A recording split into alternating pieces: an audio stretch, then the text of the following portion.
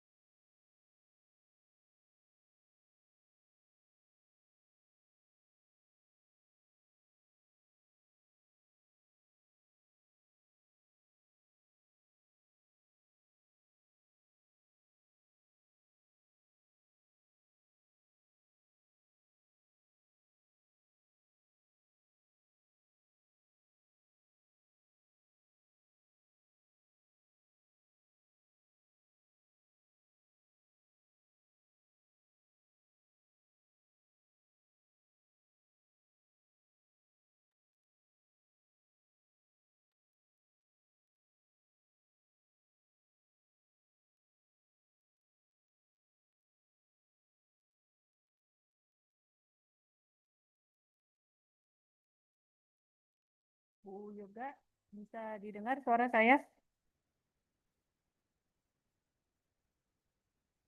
Udin, dengar. Dengar Oh ya, Udin. oke. Oke, Iya, iya. ya, ya.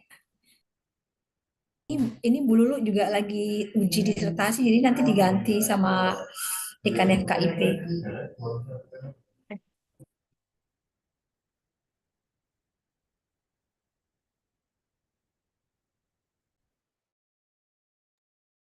Tunggu audiens dari SMA. Belum ini ya, belum lengkap. Halo Huang, how are you? Miss Ginger, how are you? Nice meeting you again. Yeah, I'm doing good. Thank you. Nice to meet you again. Yeah, I hope you send my best regards to Professor Yirin. Any participants from National Ilan University join to support you, Miss Huang? Yeah, Yeah? sure. Oh, okay. Thank you. I think we will start. Mario, I am. please. Yeah, I'm not sure please. about Would you- that. Yeah. Okay, okay. No problem, no problem. Yeah, no problem. At least you are here. Thank you so much. Thank you so much. Mario, please. You can start. Yes. Good morning or good afternoon, everybody, depending on where you're joining us from. While we wait for some more participants to join, allow me to introduce myself. My name is Gian Mario Caprioli.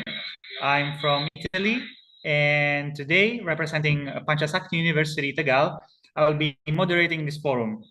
As the title says, this forum will revolve around some of the crucial issues that are shaping our lifestyles and our well-beings. And I'm talking about, among all, global warming, pollution, poor waste management. This forum will be a place with the aim to share insights, ideas, as well as personal opinions and criticism, but ultimately with the hope of sharing also solutions, not just for our sake, but also for the people who will come after us. So before we start, I would like to play each anthem of the participating countries first, and then a series of short remarks.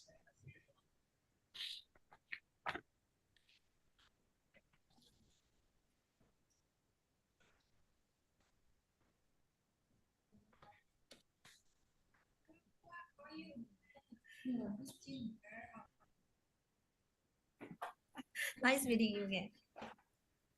Hello. Good. Thank you. Nice to meet Meeting you again. Yeah, I hope you you again. send my best regards. Professor Yirin.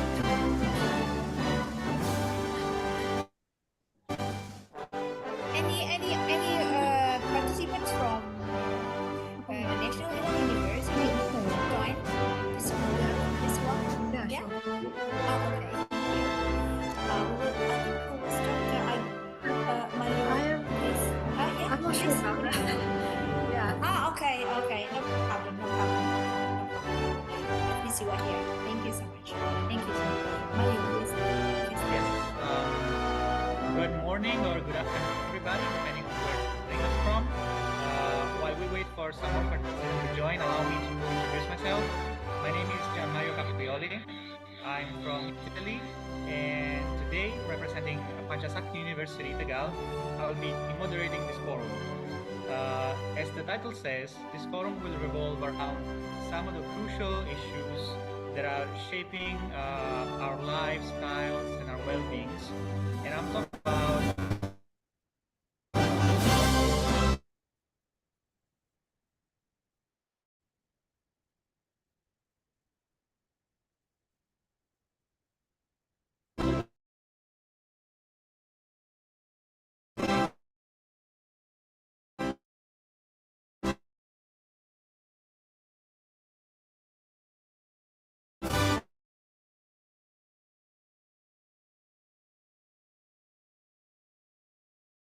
I would like to play each anthem of the participating countries, and then a series of short remarks.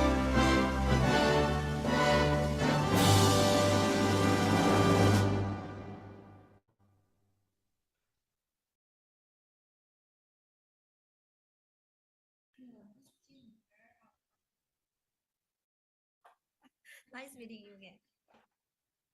Hello. Good. Thank you. Nice to meet you. Send my best regards.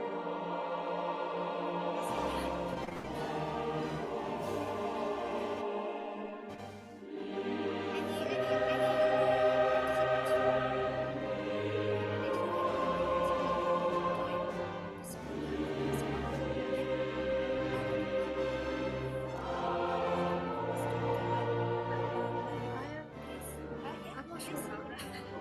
Yeah. Okay, okay. No problem.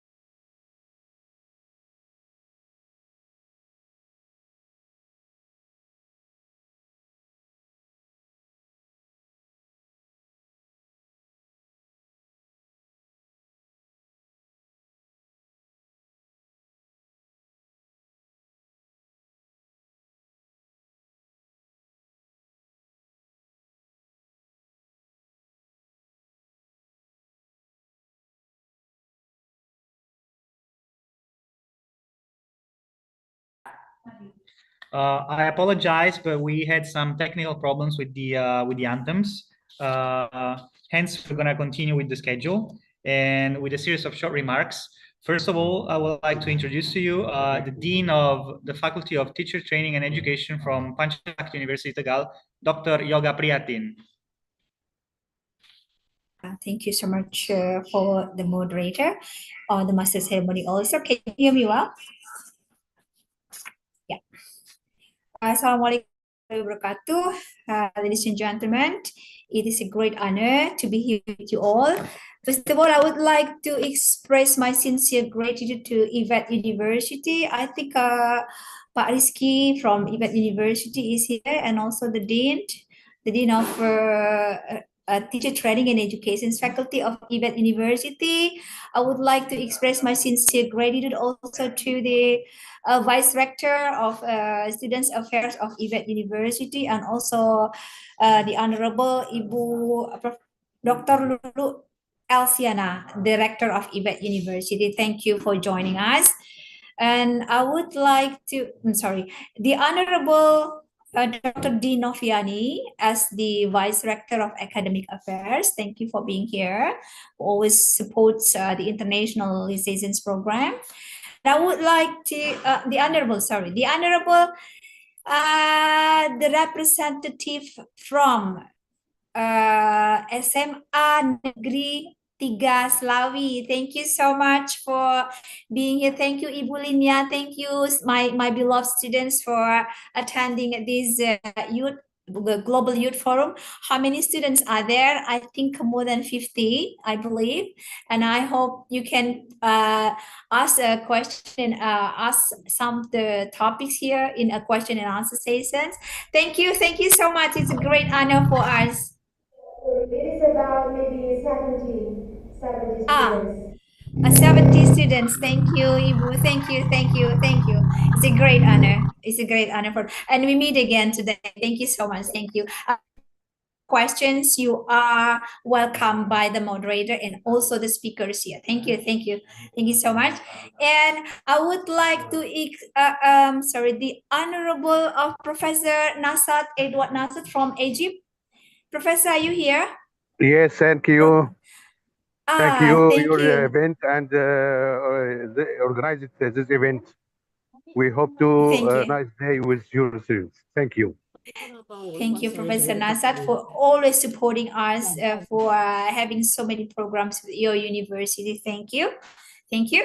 And I'm very happy that your students are here also. Thank you.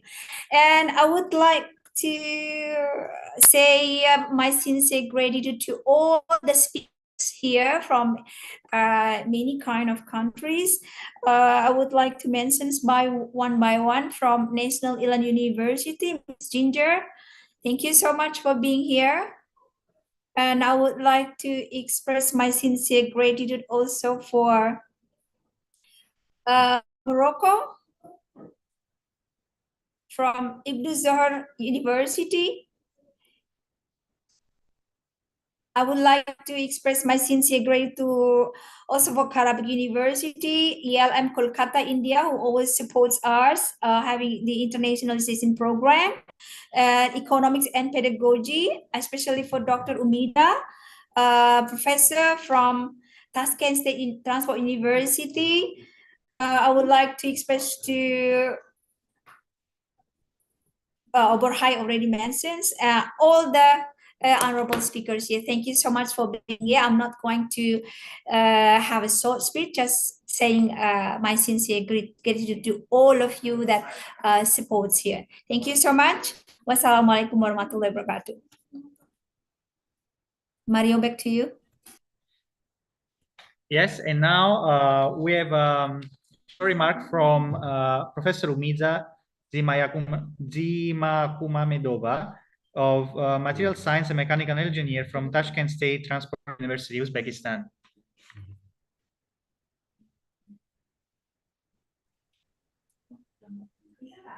Hopefully without any technical problems this time, because it's a video. In case we have technical problems, we're gonna move forward.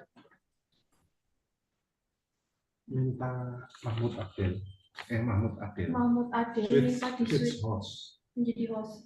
Switch host to I. Gimana? Minta Mahmud Adil. Switch host. You just mentioned Mahmud Adil, please. Please switch. Mahmud Adel, can you please switch host To I. To AI. to IE? Yeah. Mahmud Adil.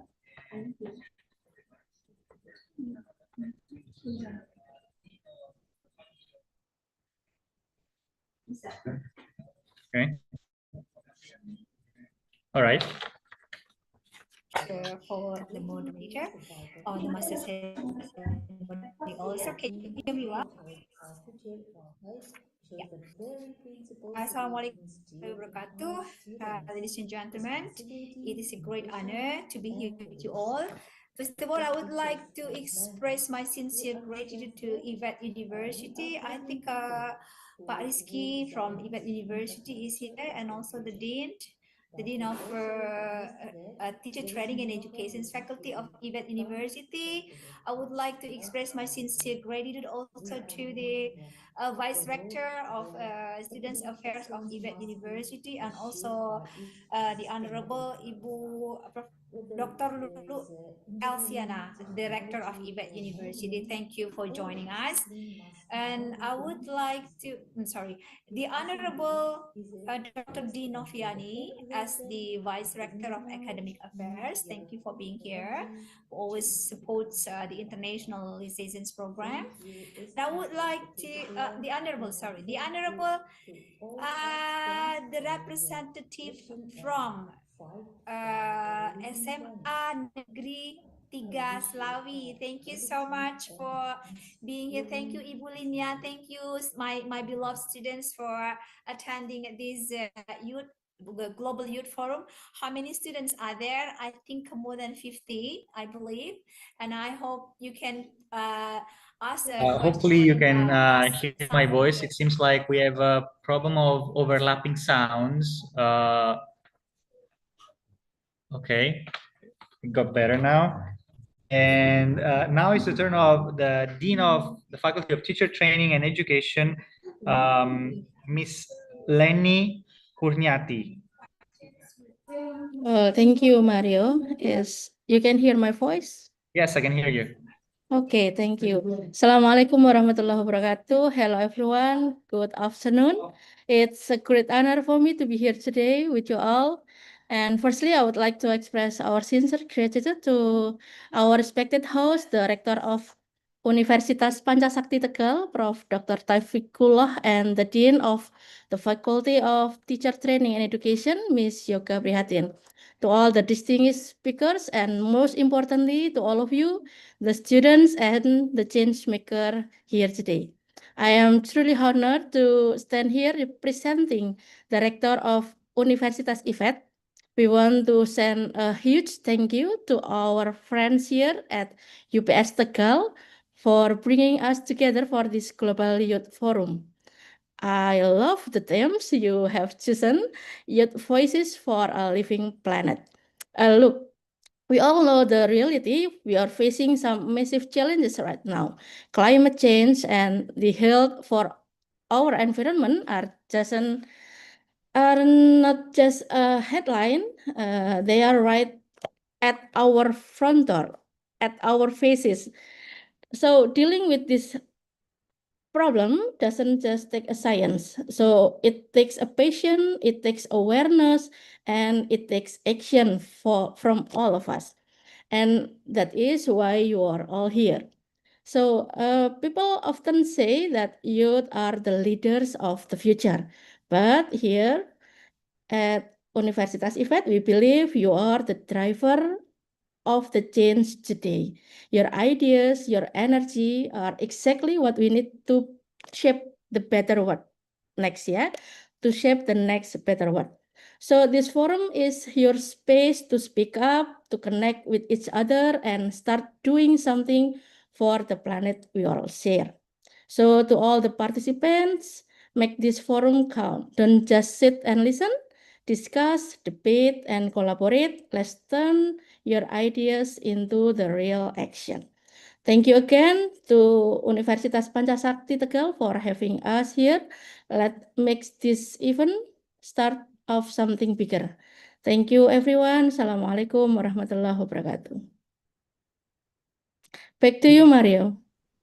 Thank you so much. And last but not least, unfortunately, the rector of Pancasakti University is not going to be available today. In his stead, there's going to be Vice Rector of Academic Affairs, Dr. Dien Noviani Ramatika from Pancasakti University Tegal.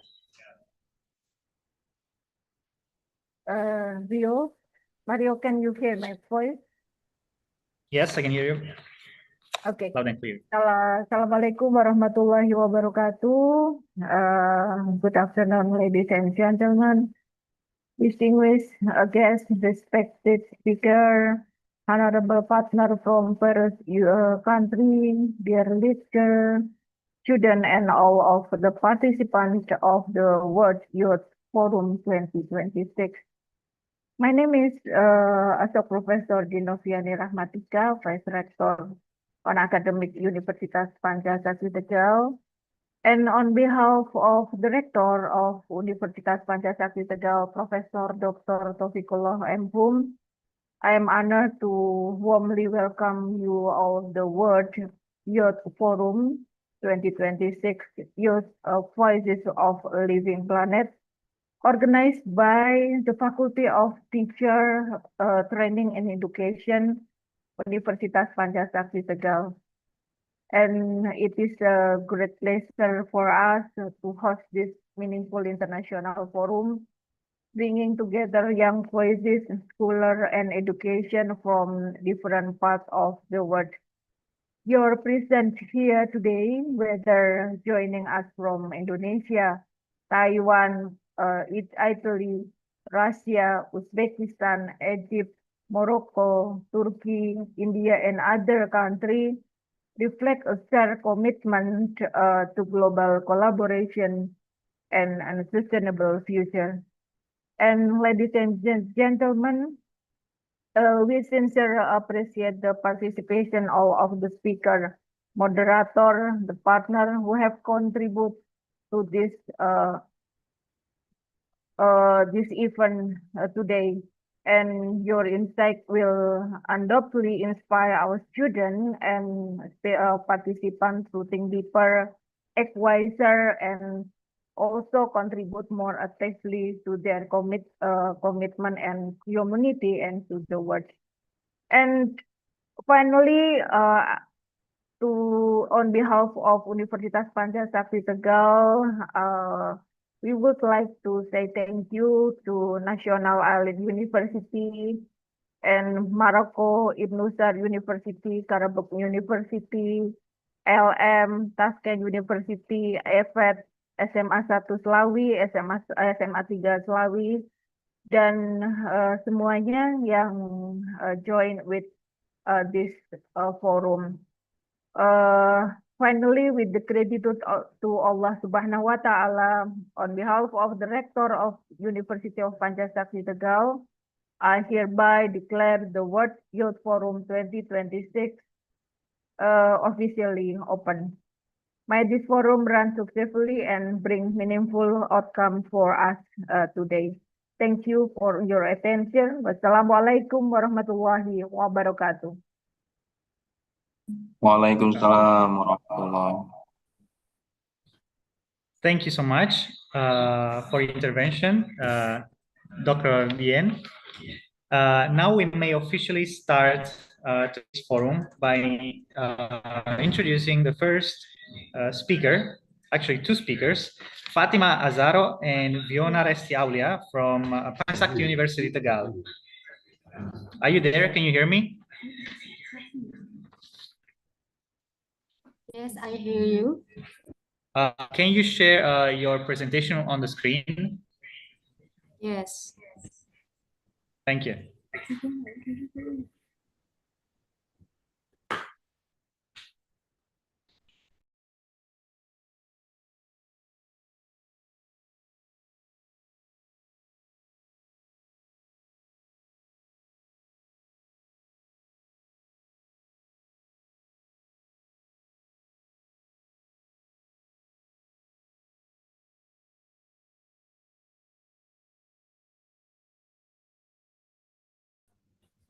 Okay, thank you. Assalamualaikum warahmatullahi wabarakatuh. Peace be upon you. Good afternoon and warm greetings to us all, esteemed professors of Pancasakti University Tegal, esteemed Global Youth Committee, and the participants I'm proud of who are attending the Global Youth event today. First of all, thank you for your time and this is opportunity. My name is Fatima Azahro from the Guidance and Counseling Program at Pancasakti University Tegal. Today, I would like to share my academic journey and experiences over the past 7 semesters. Next. Slide-nya di full screen. Slide-nya di full screen. Slide-nya Fatima di full screen. Slide-nya di full screen.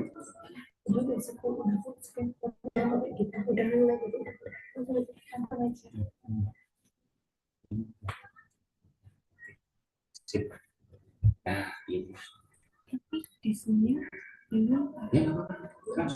Okay, starting with the first one about me.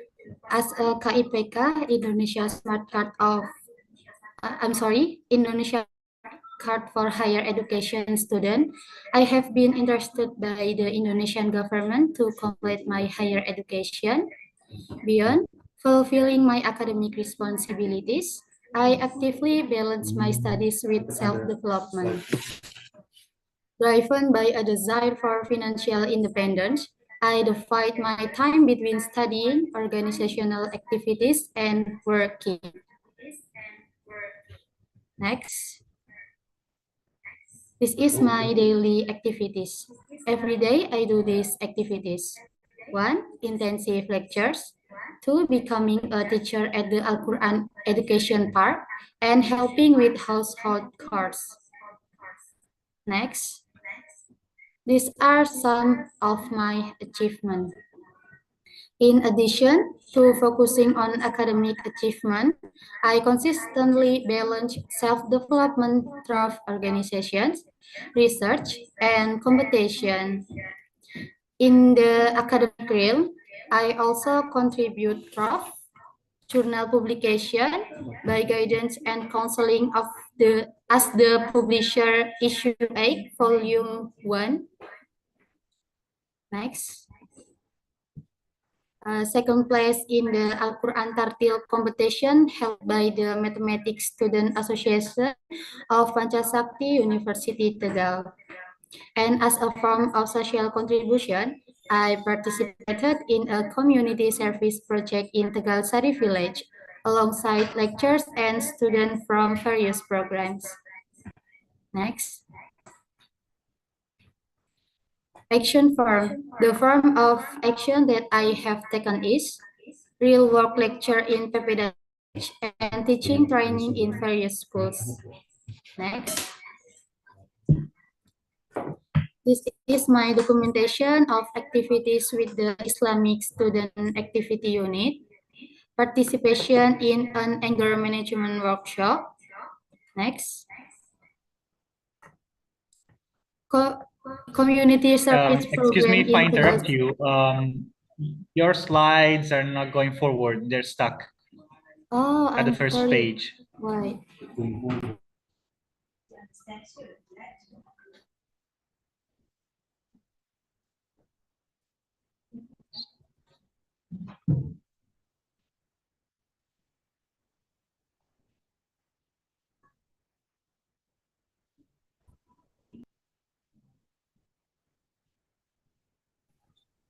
Okay.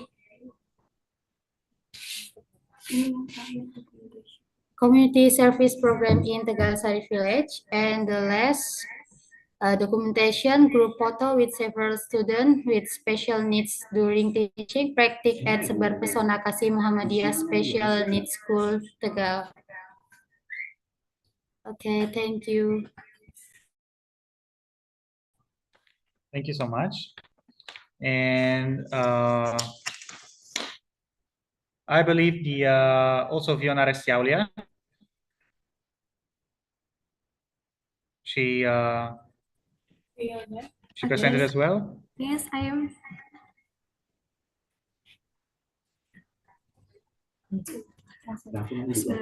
Assalamualaikum warahmatullahi wabarakatuh. Hi, good afternoon, everyone. So I would like to introduce myself. My name is Fiona Resti Aulia. Everybody calls me Fiona. I'm from Tegal, Central Java, Indonesia, and now I'm studying at Sakti University, Tegal, in the Economic Education Study Program, and I'm a third-year student. Today, I'm going to be talking about flash flood disaster in Indonesia, focusing on Sumatra and the Puji Tourist Area Tegal Regency. This topic is important because floods are not just natural disaster, but also strongly connected to human action. Next. Okay, first of all, floods are the common disaster in Indonesia. This happens because Indonesia has high rainfall and many rivers.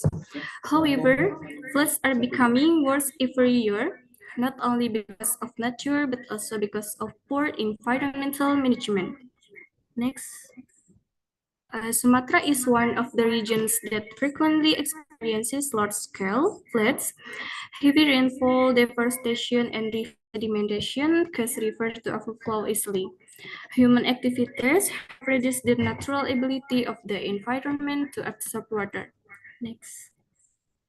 Floods in Sumatra have serious impact on society. Many people lost their homes, public facilities are damaged, and transportation is disrupted. Floods also cause economic loss and long-term social problems. Next. Flood disaster in Sumatra show that floods are not only natural events, poor environmental management and land use changes increase disaster risks.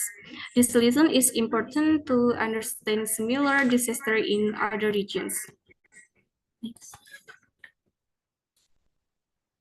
Introduction to Guci Tourist Area. Guci is a popular tourist destination located in Tegal Regency, Central Java.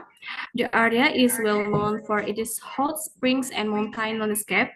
Tourism activities continue to grow in this area every year. Okay, next I will show a video of the flash flood that happened at the Guci Tourist Area on December 20th, 2025.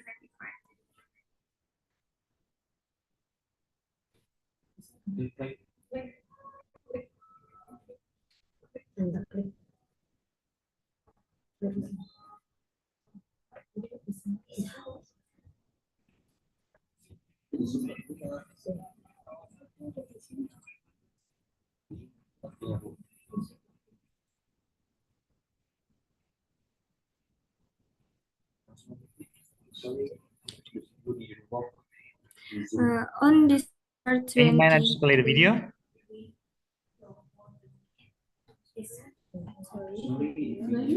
I'm sorry, the video didn't work. Oh, it doesn't work. Oh, Okay, you can just move on by explaining it maybe. Okay, continue.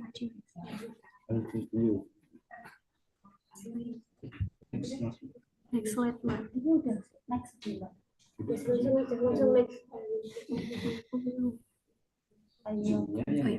Causes of the Guci flood: 1. Extreme rainfall, 2. Illegal land clearing, and 3. Illegal mining activities on mountain slopes. Next. Impacts on tourism and society. Impact on the tourism sector: 1. Damage to tourist facilities, and 2. Decline in the number of tourists, and 3. Economic loss of the tourism sector. Impact on the society sector: 1. Tourist traders lose their livelihood, and 2. Water channels and small bridges are destroyed. Next. Okay, that concludes my presentation. Thank you for your attention. Wassalamualaikum warahmatullahi wabarakatuh. Thank you so much, Fatima Zarot and Fiona Restiaulia, for your intervention and participation. And now let's move on to the second speaker, Trisha Biswas from the Faculty of Business Analytics from Kolkata, India. Are you there? Can you hear me? Yes. Just a second. Yes, time is yours. Am I audible? Can you put full screen, please, when you play the presentation? Oh, yeah. Thank you. Is it fine? Oh, just a second.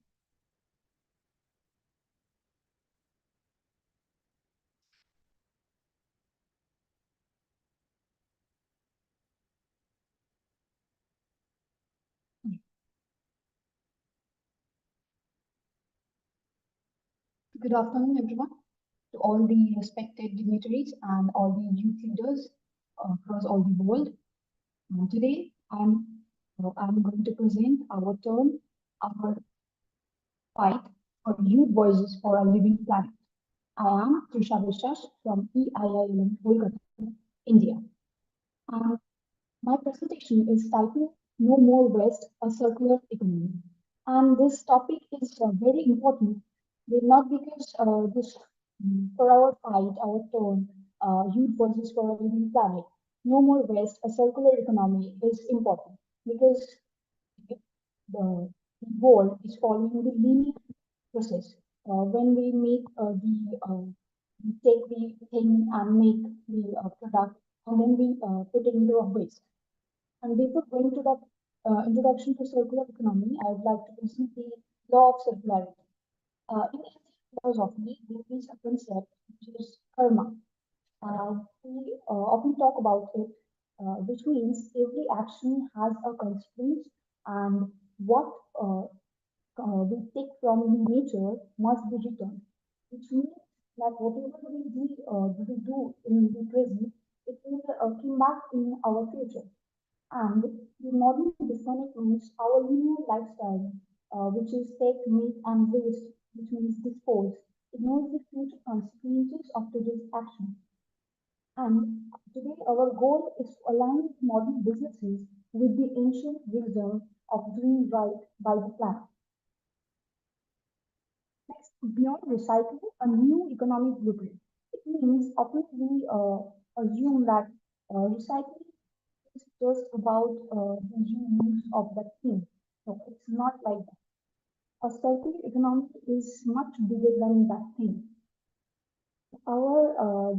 In today's world, we usually take things from the earth and we make some product and service out of it and we dispose it.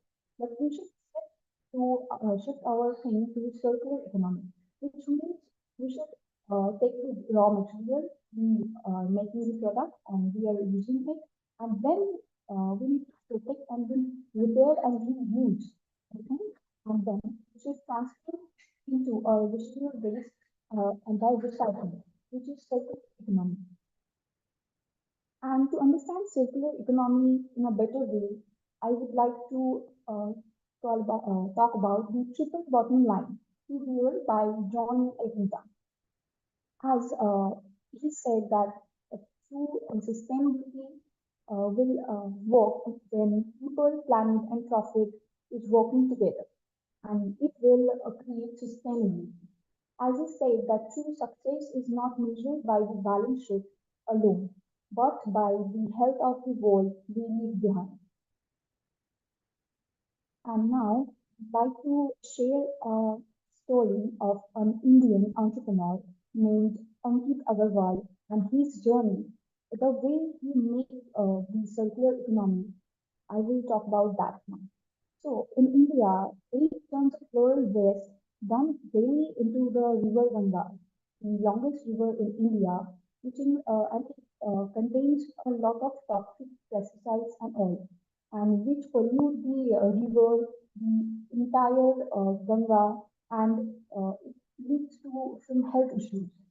So Ankit Agarwal, Indian, he focused on, he converts this flower waste into some incense sticks that is used in temples, and he made a charcoal incense stick and also a safe leather, a vegan leather alternative, and which makes the world safe forward. And his company's name is Food.C.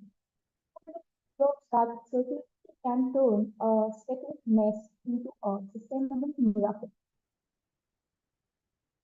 As we have heard about Indian entrepreneur who has made a large amount of business out of the waste, and he has made the waste uh, as a resource for a new business. And as a youth leader, we also think in that way. How can we use that waste into the resource for a new business? That should be our goal. And as I think that one person or one nation cannot do this alone. As G20 partners in sustainability, India and Indonesia are taking part in sustainability and circular economy. India implemented EPR, which means Impact Producer Responsibility, where all the companies should take the responsibility of their pollution, and the lifestyle for environment movement, where India is making their way towards the sustainability and the circular economy, as well as Indonesia, very like Team Indonesia initiatives and the West energy and the collaboration the India and Indonesia is making and collaborating together to join focus on biofuels and sustainable palm oil supply chains. And to continue my entire presentation, it should not be just a conclusion, but it is a call to action, our turn to act. This is the time when we should take the actions right now. Circularity is the only way to ensure a living planet. We are here to give voices for a living planet. So circularity, a circular ecosystem is really important in today's world. As a youth, we must move from consumers to circular citizens, where waste is not just a burden, waste will be the resource for future business. And let our legacy be the world where waste is just a word found only in history books, not in reality. Thank you so much for listening, and it is an honor to be a part of this and the entire International Youth Forum. Thank you so much. Thank you so much, Trisha. And now moving on to the next participant, Wang Chenyan from National Ilan University, Taiwan.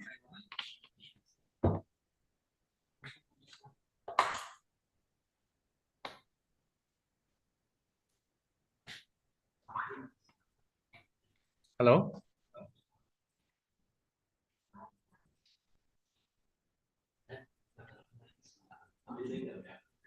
Yes. Can you see my screen? Yes, I can see and hear everything. Yes. All right. Okay, thank you. Okay. Hello, I am Hong Chenyan, and I'd like to share a story of mine. And I invite you to see whether you find something familiar, something different, or perhaps a version of yourself inside it. We grew up with the checklist. Turn off the lights, close the tabs, separate the plastic from your takeaway lunchbox. In my own experience, I was even taught to separate different types of plastic. We were told stories of decaying oceans and heroes who invented biodegradable plastic and solar panels. Scientists whose names felt like figures from textbooks. People who we could never quite become. Now here is a blank canvas, and let's draw this canvas together. When we think of the environment, most of us would see this color, green. Education, like the story I just shared, is a common strategy that you and I have experienced. So let's add this to the canvas. Oftentimes, when we think of green innovation, we see a polished, high-tech world. It is optimistic, but it can also be terrifying for some.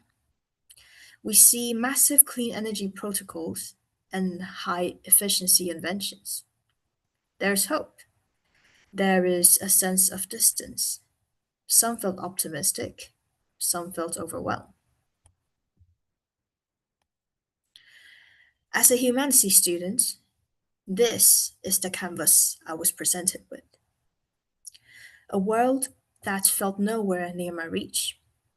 A world where sustainability felt like a series of technical functions and sacrifices we had to make to fix what we broke.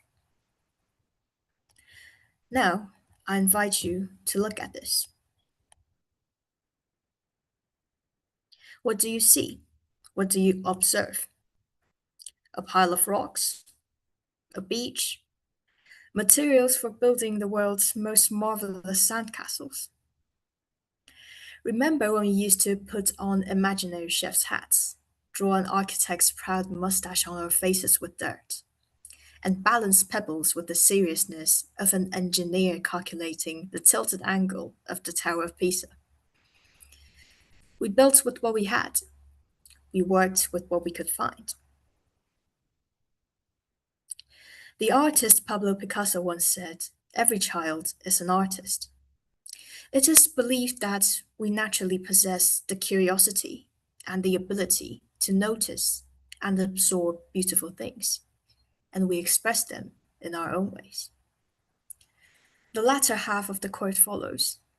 The problem is how to remain an artist once we grow up.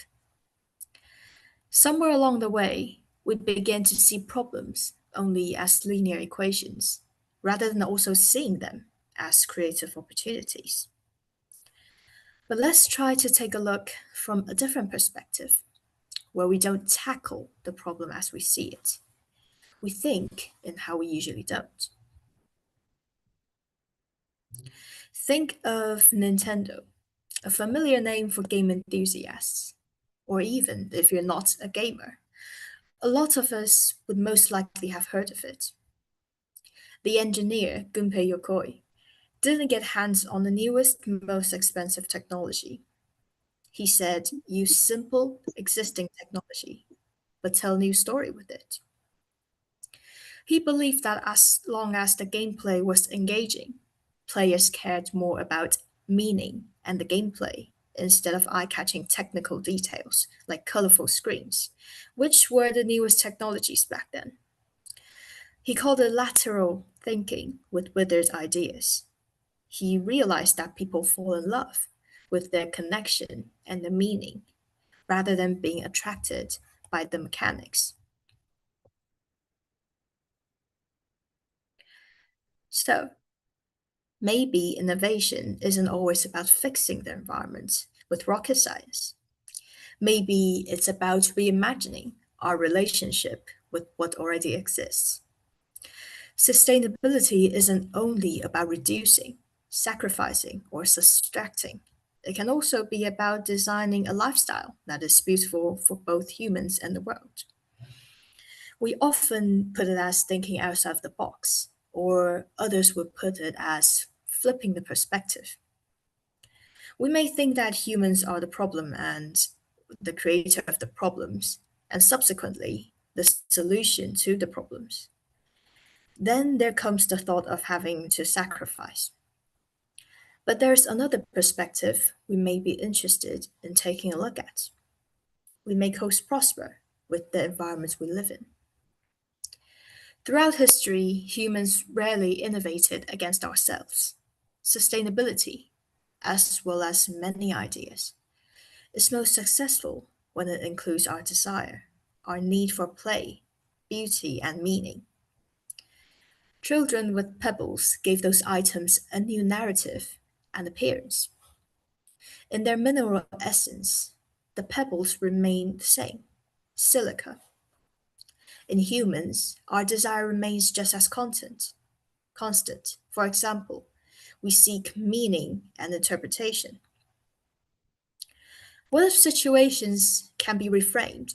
What if we try transforming problems into opportunities by connecting the dots of technology and our resourcefulness?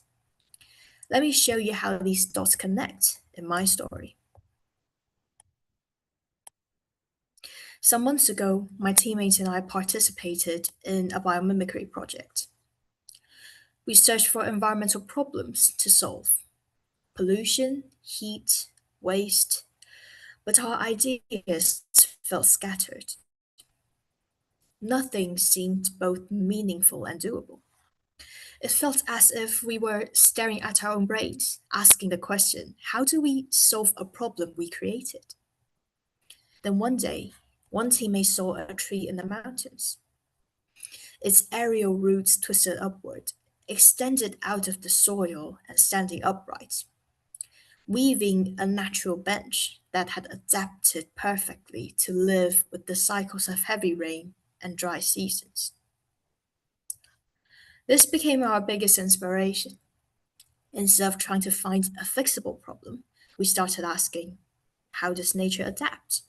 How does nature host us? And so, we copied the tree's comfort. Our target design became a resting booth that breathes like a banyan tree. It captures and stores water when it rains. It utilizes solar energy when weather turns dry. It provides shade and a cooling system, inviting people to rest. This is an example of how the collaboration between creative human minds and the world around us, between nature's intelligence and human comfort, where creativity guided how we use technology rather than the other way around.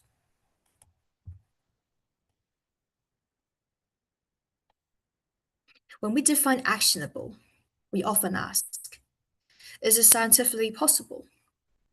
But I believe it should also mean, is it humanly desirable?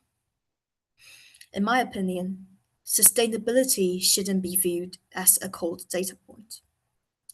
If the storytelling still begin written, and the tale is still alive, we interpret, include, and expand. We connect the dots of our observations, findings, and discoveries. Just like the children we once were, we each gave different narratives to the pebbles we picked up. Yet, all we did the same was creatively and actively.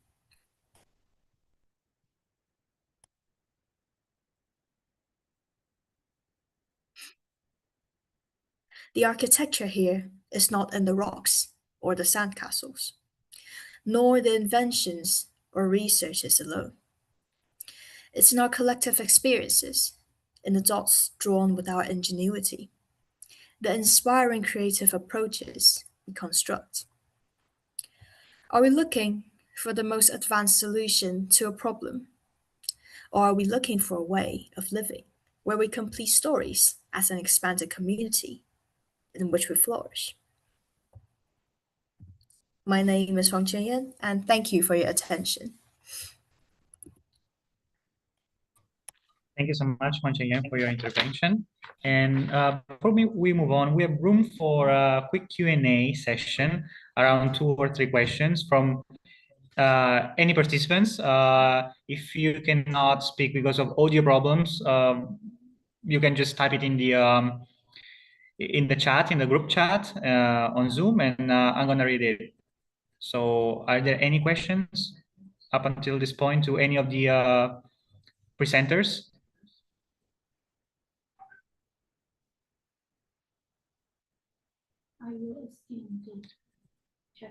From BKDR, I will be asking to the first speaker, what did you research in the journals on guidance and counseling as you described earlier? So this question is for the first speaker, who is Fatima Azaro, if I believe it. That's the first one to speak, for Fatima, Universitas Pancasakti Tegal. Yes, I am. Yeah, you got a question. You can read it in the group chat. Yes.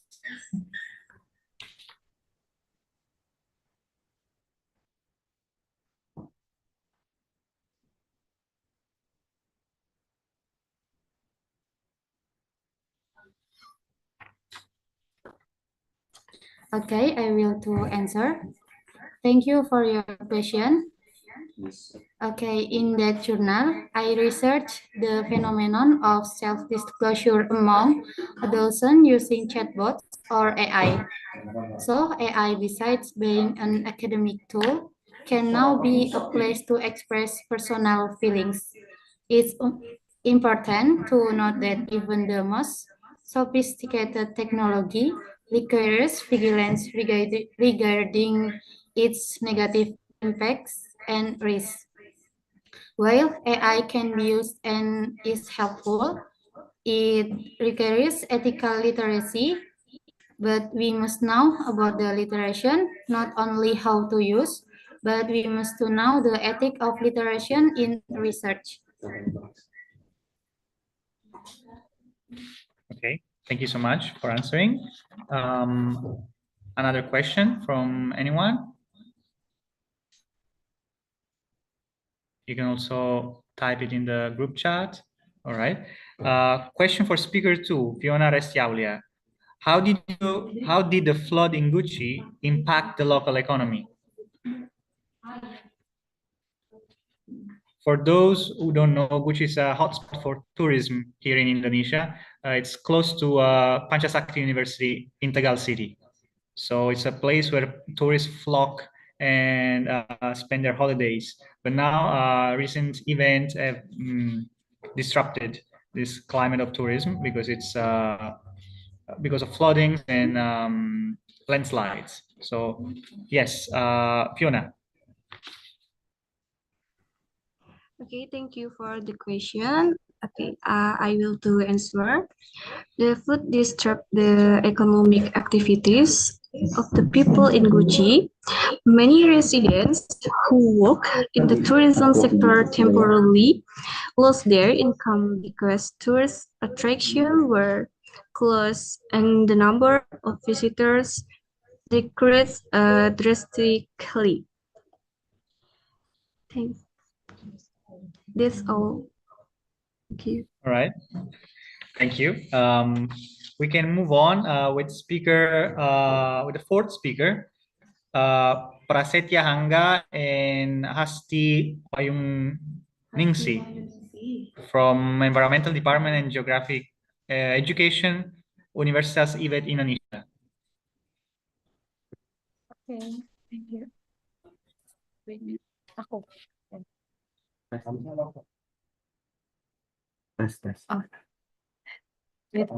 Hello. Hello, yes, I can hear you. Can you share your screen? Thank you. Hello, good afternoon, everyone. My name is Hasti Ningsi. I'm from IVET University. Today, I will like discussion about climate change, an important global issue that affects all us. As we know, climate change is one of the biggest challenges in the world today. Climate change refers to long-term change in the temperature, weather pattern, and environmental conditions on Earth. One of the main effects of the climate change is the global warming, which is created in the Earth's average temperature. This happens because of the rising concentration of greenhouse gases such as carbon dioxide and methane in the atmosphere. These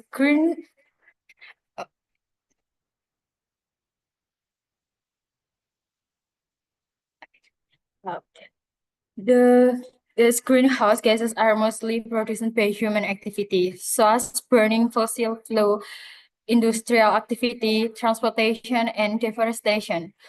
However, climate change can also be influenced by natural factors such as volcanic eruption and natural climate cycles. Even so, scientists agree that human activity are the main cause of the rapid climate change we are experiencing today. In Indonesia, the impact of climate change has become increasingly visible. One clear explain in the Sumatra Island. In recent years, the intensity of the extreme rainfall in this region has increased significantly. As a result, many areas have experienced flood and landslide. The disaster have caused serious damage to infrastructure, economic loss, and even loss of life.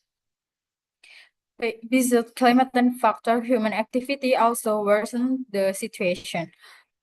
For example, deforestation in Sumatra reduced forest area, the fashion as better catchment zone. They play a very important role in absorbing rainwater and preventing soil erosion. When forests are cut down, the soil becomes unstable and more vulnerable to landslide. Without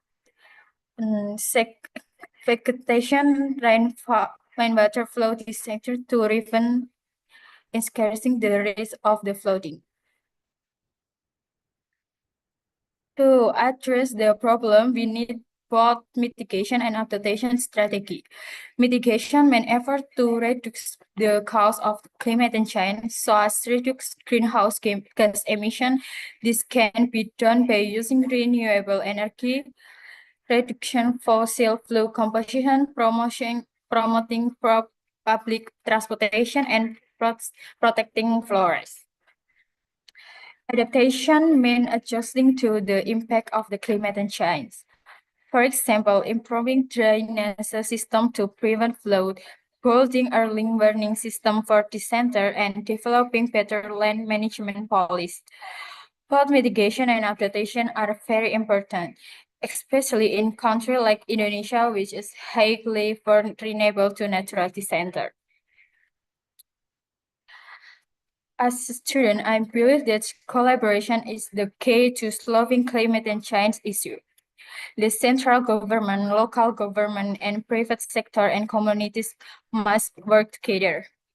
Education also plays a very important role. We must education society, especially to young generation, about environmental awareness. There are several simple but impactful actions that we can take, so as greening education program, plating tear, reduction patient emissions, saving energy, and improving waste management. Small action with done collectivity and carried significant change. Thank you. Next. You're welcome. Pasti Wayuningsi. Sorry. Prasetyangga. Tes. Can you please share your presentation? Hello everyone, my name is Prasetyangga. Hello.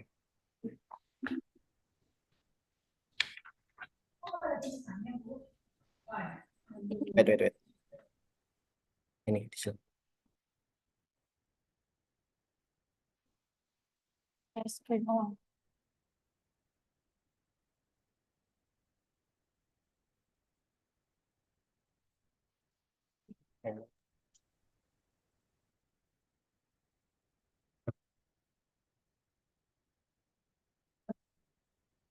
We'll like to discuss about protecting Semarang coastal blue carbon through community-based integrated trash trap. First, we have main problem. Semarang has a significant blue carbon potential through its mangrove forest. The problem is plastic waste from river gets entangled in mangrove roots, suffocating tree growth and poisoning the coastal ecosystem. Like this from the data. Silent killer, why it is important? Because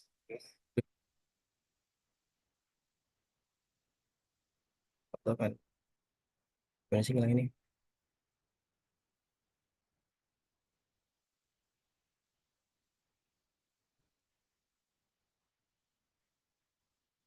Mangrove are Semarang's natural defense against tidal flooding. If mangroves die due to waste, erosion will accelerate and residential areas will be submerged.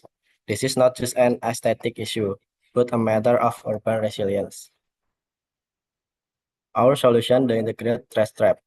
First, design. Use strong PA netting with gaps to allow fish to pass through eco-friendly. Number 2, mechanism.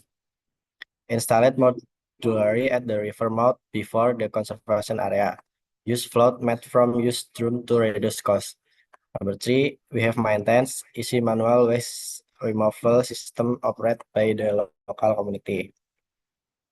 The circular economy model.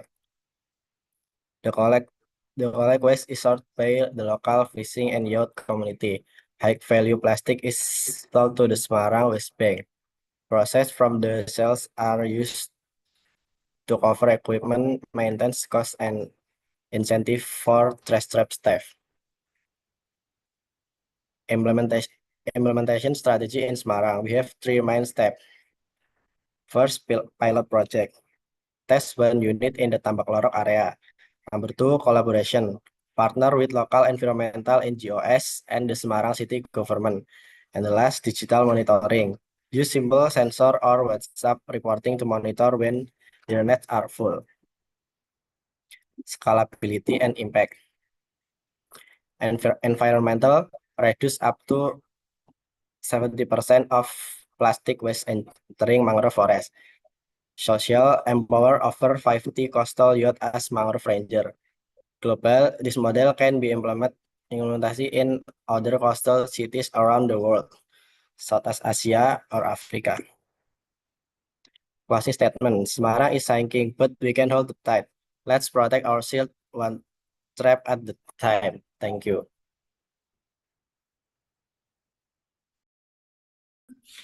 Thank you so much. And now let's move on to speaker number 5, Imamova Jasmina from Economics and Pedagogy University, Uzbekistan.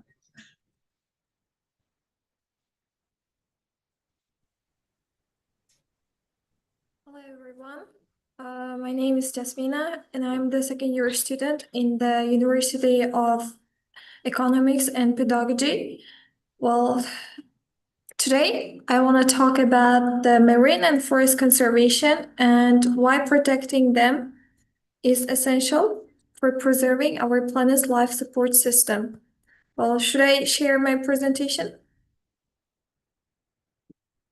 Okay, thank you.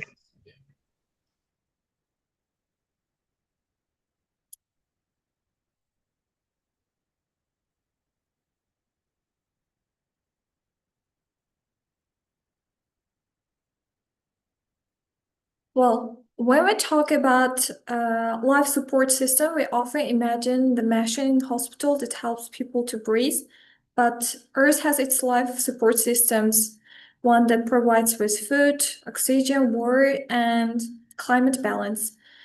Well, the 2 most important parts of the life support systems are oceans and forests. Well, oceans, forests often called the lungs of Earth, and they absorb carbon dioxide, release oxygen, making life possible for humans and animals. Well, forests regulate the climate by absorbing greenhouse gases. Trees absorb the carbon dioxide, which is a really harmful greenhouse gas, and they store it in their leaves, brains. So that's how the atmosphere stay not trapped in, like the planet doesn't get as hot. They also provide habitat for over 80% of land-based species. Will maintain the water cycle and rainfall patterns. Trees absorb the water through their roots and release into air from their leaves. That water turns into clouds and later falls as rain. Well, oceans are often called the blue heart of Earth, and they cover over 70% of our planet's surface.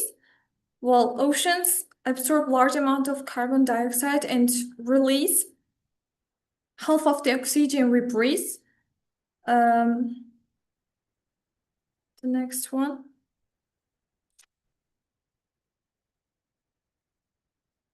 Well, oceans provide billions of people with food. Like, you know, oceans are home to fish, shrimp, crabs, and many animals. People catch these animals and consume as food. So that's how the ocean provides people with food. Also, oceans, you know, oceans help coral reefs, mangroves, and seagrass to grow. These plants protect the coast by stopping strong waves, and that can wash away the land. Also, these plants provide home to many fish animals, marine animals. Well, healthy oceans are essential for maintaining balance in Earth's climate and food systems. Despite their importance, there are many risks to these natural resources. Like, you know, despite their importance, forests are under serious threat by deforestation for agriculture and urban development.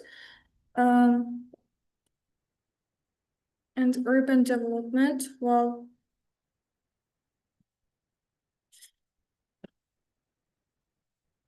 clearing forests for farming and cities harm the environment and leads to disasters, natural disasters. Well, our oceans are also under serious threat. One threat that I can tell you, the plastic pollution. Many plastics like bags, bottles, and packagings are ended in oceans and rivers. Like, humanity are throwing these plastics into the ocean, and it has the really bad impacts for ourselves and also for the marine animals. Like, marine animals, fish, birds, and turtles can, you know, can swallow these plastics, or they can die or may choke from it.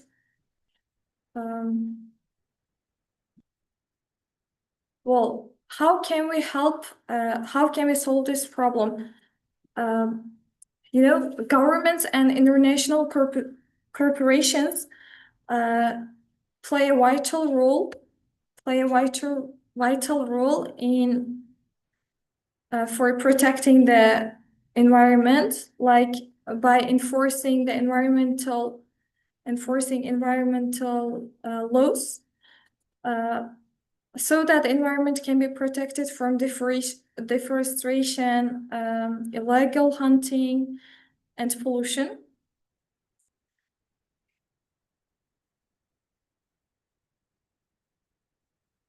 Well, how can we protect our planet as an individual? Each individual can add each individual can help to protect the life support systems. Like, we can save water and electricity, or save natural resources and utilizing them in efficient way. Maybe plant some trees around the streets, or at least we can spread the awareness among people about conservation.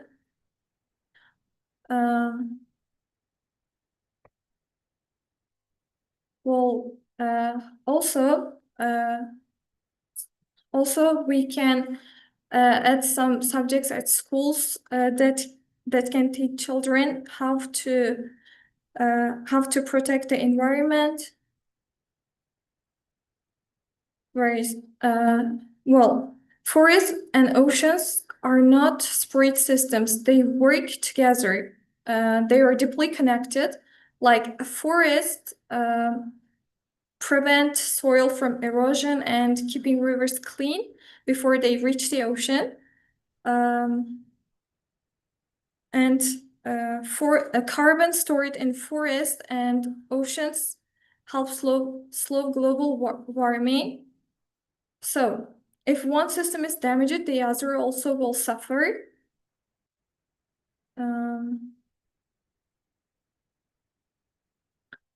Well, you know,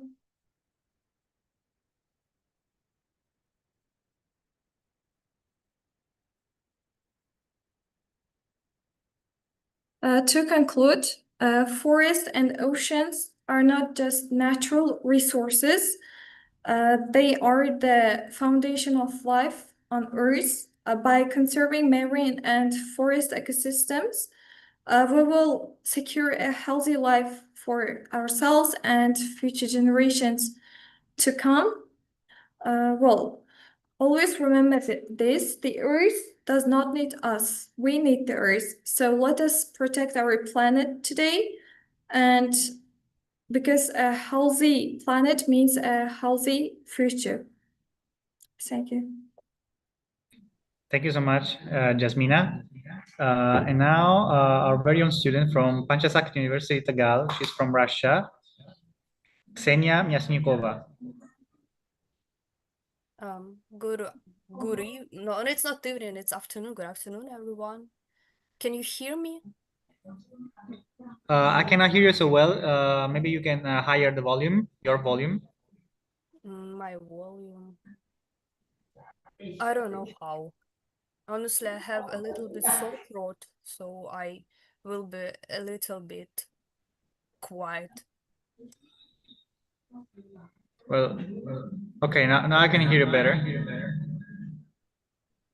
Can you see my presentation? Yeah, I can see the presentation, yeah. Oh, that's nice. So, hello everyone again. My name is Mysnikova Ksenia, and the topic of my presentation is Youth and the Environment, How Russian Teens Take Action. Today I would like to speak about the role of young people in Russia in protecting the environment. By the way, is everything okay with the slides?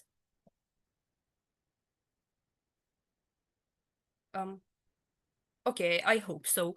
Across the country, youth are actively involved in environmental projects aimed at solving ecological problems, raising environmental awareness, and promoting sustainable development. These efforts are important because the future of our planet depends on responsible action today. Russian teenagers and young adults participate in a wide range of environmental initiatives, including, for example, volunteer cleanup campaigns to improve public spaces, urban greening projects and tree planting, the creation of ecological trails for environmental education, the development and implementation of waste sorting and recycling problems. Oh my God, no, that's wrong. Okay, let me here. And participation in environmental research and wildlife protection campaigns. Such activities show that young people are not only aware of environmental challenges, but are also ready to take practical steps towards solutions. There are many youth environmental initiatives, both in Russia and internationally. These projects demonstrate that when young people cooperate, share ideas, and act creatively, they can make a real difference. In Russia, several large-scale projects and platforms support youth environmental engagement. First, the All-Russian Youth Environmental Forum Ecosystem Protected Land serves as an important space for dialogue and project development. Participants discuss issues related to the green economy and current environmental challenges. They present initiatives in nature conservation, environmental education, green technologies, and sustainable tourism. The forum includes educational sessions, field programs, and grant competitions that help young participants implement their ideas in their home regions. As noted in a welcoming address to forum participants by the President of the Russian Federation, Vladimir Putin, the forum provides an opportunity for meaningful discussion, exchange of best practice, and the development of projects in environmental protection and sustainable resource management. Second, the Youth Eco-Social Project of the Russian Geographical Society, Arctic General Cleanup, began in 2023 with the goal of cleaning territories near the village of Khatanga in the Krasnoyarsk region. Over time, it developed into a nationwide movement. With the support of the Ministry of Defense and the Ministry of Natural Resources, volunteers from across the country removed more than 33,000 tons of waste from the area. This work was supported by scientific research aimed at finding effective methods for dealing with pollution and improving waste disposal solutions. The project also introduced a mobile application, Volunteer of the Arctic, featuring an interactive map where volunteers, tourists, and local residents can mark polluted or environmentally significant sites. To date, more than 5 million people have used this map. Third, the project I have the right to reduce my carbon footprint focuses on environmental and legal education. Its goal is to raise awareness about carbon footprints, improve environmental literacy, and develop legal mechanisms to support carbon emission reduction in Russia. This project was carried out in 2 stages. The theoretical stage included 31 events such as conferences, discussions, club meetings, interviews, environmental campaigns, and workshops involving experts and public officials. And the practical stage included eco-lectures on reducing carbon footprints, the preparation of the research publication, the release of educational videos, and the management of thematic social media communities. As the project's founder notes, the material helped people understand what a carbon footprint is, how it has developed historically, how it is regulated legally, and how individuals and businesses can reduce it. In conclusion, young people in Russia are not waiting for change, they're creating it. Through environmental projects, volunteer work, education, and innovation, they are contributing to the protection of nature and the development of a more sustainable future. Thank you for your attention. If you have any questions, I will try to answer them later. Thank you so much, Ksenia. We have room for another Q&A session before we move on. Maybe other 2 or 3 questions. And also, I'm going to be sharing a link in the group chat. It's a form in a form of a questionnaire that we wish you would fill in.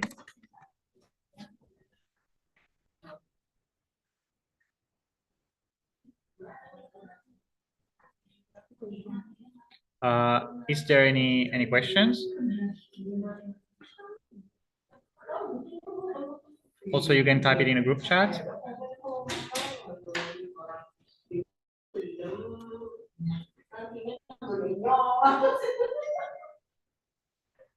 No one?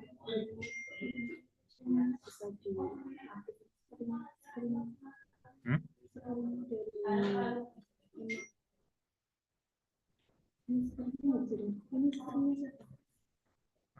Dari yang sebelumnya. Well, if there is no question, I have a question for speaker number 3, Wan Qian, if she can hear me. Yes. Before, when you talked about the architecture of a stone, you said something about thinking outside the box. Mhm. A lot of individuals are thinking outside the box, but how about governments? What is your government's take on these issues? Are they thinking outside the box, in your opinion? Okay, so the question is, do I think that our governments are thinking outside the box in our opinion? Correct.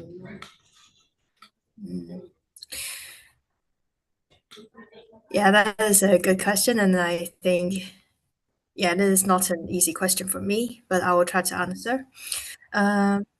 Because the government consists of many like departments and people with different minds. And I think in terms of thinking outside the box, I would say that sometimes executing the ideas that come from the side of thinking outside of the box would be harder to execute in general. So I think that governments, from my observation and my opinion, governments would be more careful on executing or adapting those ideas that comes from the process of thinking outside of the box. Yeah. Okay, thank you so much for answering. Anybody? Anybody want to ask a question? Maybe from the high school connected, SMA 3, maybe they want to ask some questions to the presenters. You can also type in the group chat.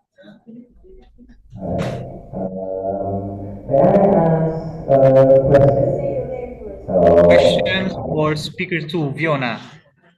What is the current flash flood early warning system in Indonesia, and how effective is the system in reducing the impact of the disaster? This is from Angelita.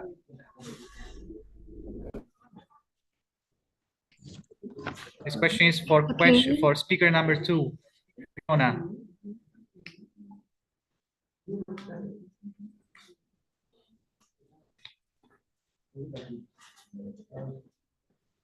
Or you got another question? Okay. Thank you, Angelita, for the question. I would like to answer. The current flash flood early warning system in Indonesia combines rainfall and river water level monitoring, like telemetry, radar, load sensor, numerical weather prediction, and community-based alerts coordinated by BMKG and BNPB, and where is installed and linked with local preparedness. It has proven able to give minute to hours of lead time that significant reduce casualties and damage, but coverage is still uneven and its effectiveness highly depends on local response capacity, maintenance of equipment, and public awareness. Okay, let's go. There's another question for you from Miladia Atia, Fiona. Besides the intensity of rain damage, in which areas worsens the risk of flash floods in the Gucci tourist area?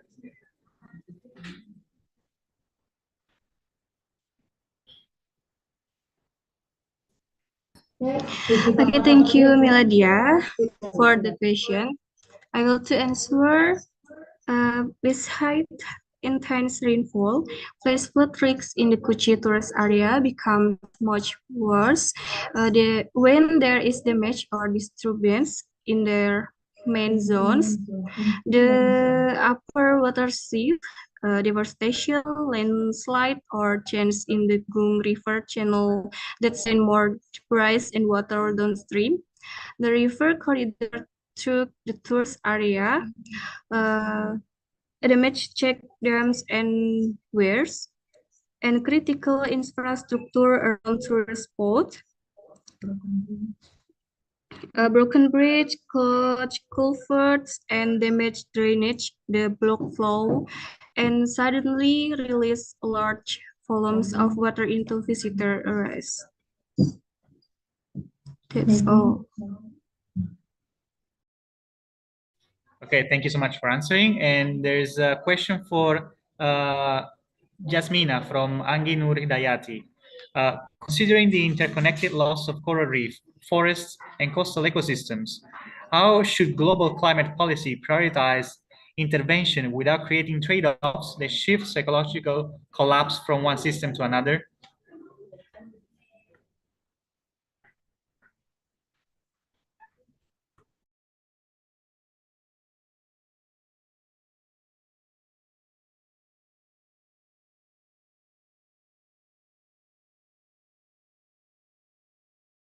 Are you there, Jasmina?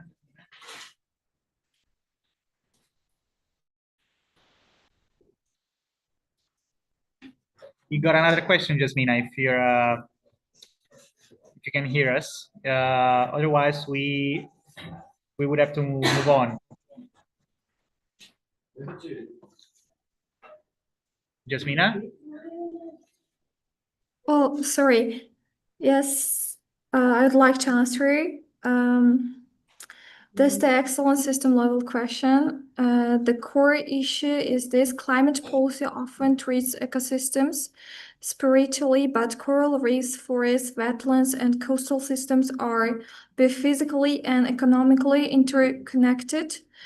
Poorly designed interventions can reduce pressure in one system while intensifying it elsewhere. For example, biofuel expansion, reducing fossil fuel use by driving deforestation.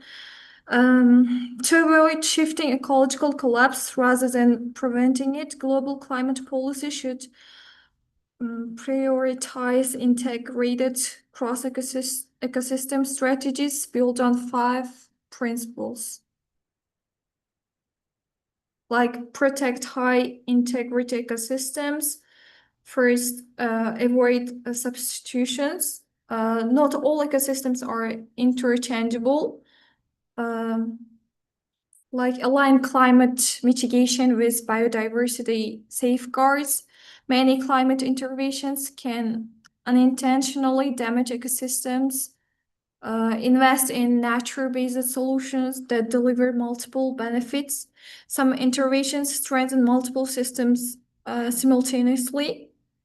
The next one is shift from extraction reduction to demand reduction. Many ecological trade-offs come from material substitution rather than demand reduction. The 5th one is coordinate land-sea policy, like forests, rivers, and reefs are connected systems. That's all. That's my answer.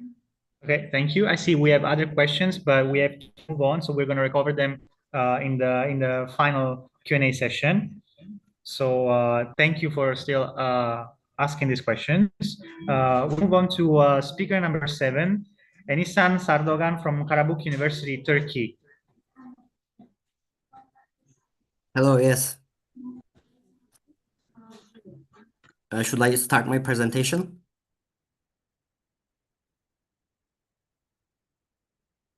I cannot see you. I cannot see if you can share your screen. Oh, okay.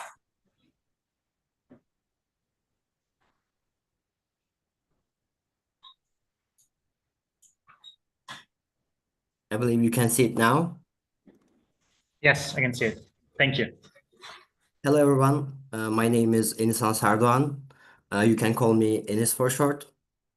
I'm studying computer engineering at Karabük University. I'm a 4th-year student, so hopefully this is my last year. And the project I will be talking about today is actually an international collaboration project called SoSmart. And what we aimed to achieve with this project was to not only focus on the environmental aspect of the sustainability project, as they usually do when they are working on these kinds of projects, but also the social part. What we came up with was this, SoSmart, is a proactive social-based framework for smart transportation. Now, before I dive into what I mean, let me introduce you the individual teams within the project. As you can see, we have 6 different universities working together from 4 different countries, which are Japan, France, Turkey, and Hungary. Each team has a unique specialty, therefore a unique part on the project. And this kind of collaboration makes sure each part of the project, each module is done by the field experts in their fields. So we ensure a professional work environment. Now for our motivation, as I said before, the reason projects like SoSmart exist is because smart transportation still faces many real-world challenges. Cities today are growing fast, and with that growth comes some problems, such as traffic congestion, long commute times, and most importantly, environmental pollution. Most existing solutions focus on efficiency or environmental impact, but usually the most important one is overlooked, which is the social dimension. This was our main motivation. With SoSmart, we aim to encourage cities to think differently and to present their most innovative ideas for tackling transportation challenges. The goal here is not only to move people from point A to point B faster, but while doing that, we aim to reduce transportation inconvenience, increase safety, protect the environment, of course, and connect underserved communities.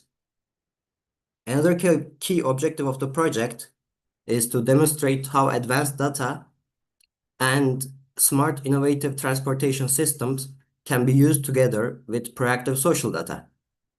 By understanding how people actually move, what they need, where they need to go, we can better serve their needs, their real life needs like this. And SoSmart also directly addresses decarbonization and sustainable development. How we do that is by using smarter innovation systems like data-driven solutions and smarter planning. We make considerable progress in this area.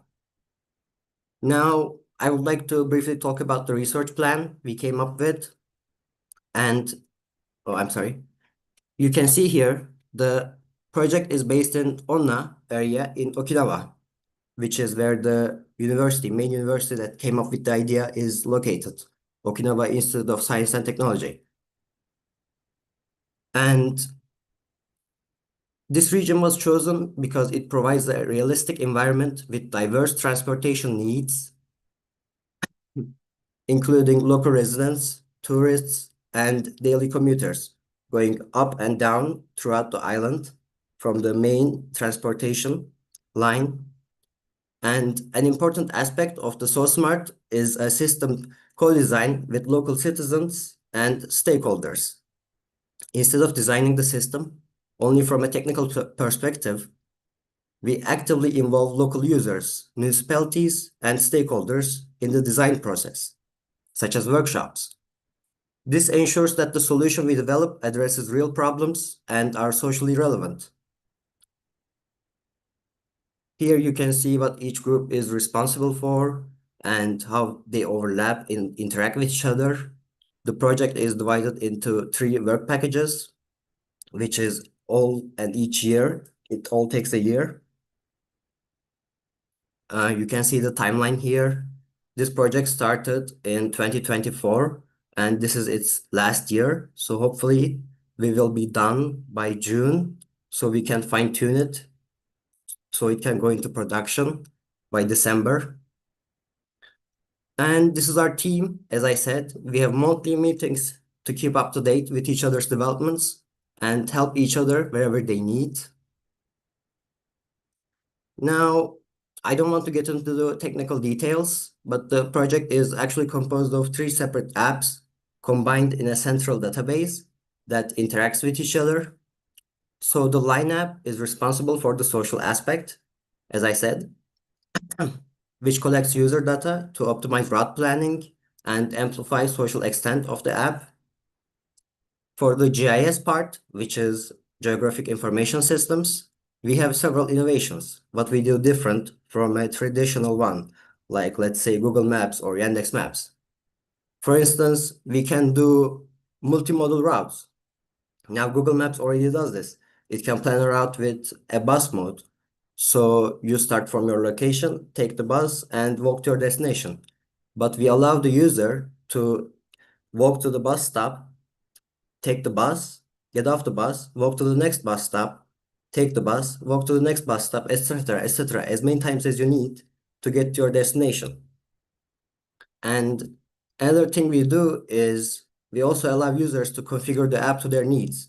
So maybe they will not walk, but they will take a bicycle to ride the bike when they get off the bus. So they can rent a bike or they can rent an electronic scooter.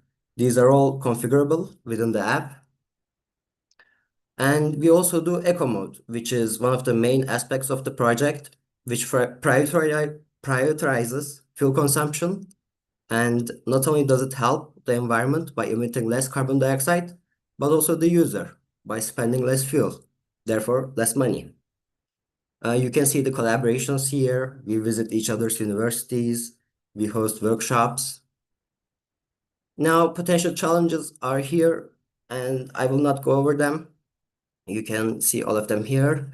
And we are always trying to come up with new ideas, new things that might go wrong, and trying to fix them continuously. So before we go into production, these are all looked into, and fixed. And we host ideathons to make sure that we come up with new ways, new ideas, better ways to host the project.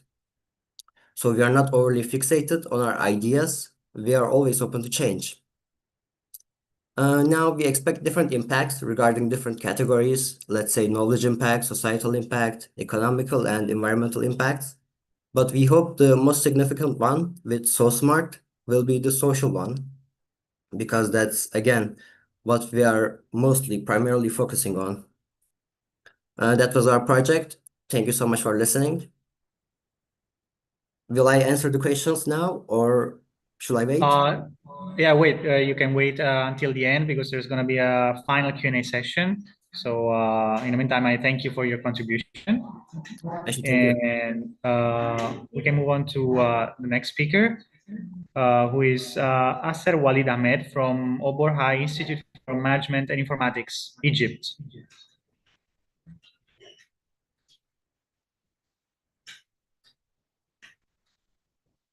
Asser Walid, can you hear me?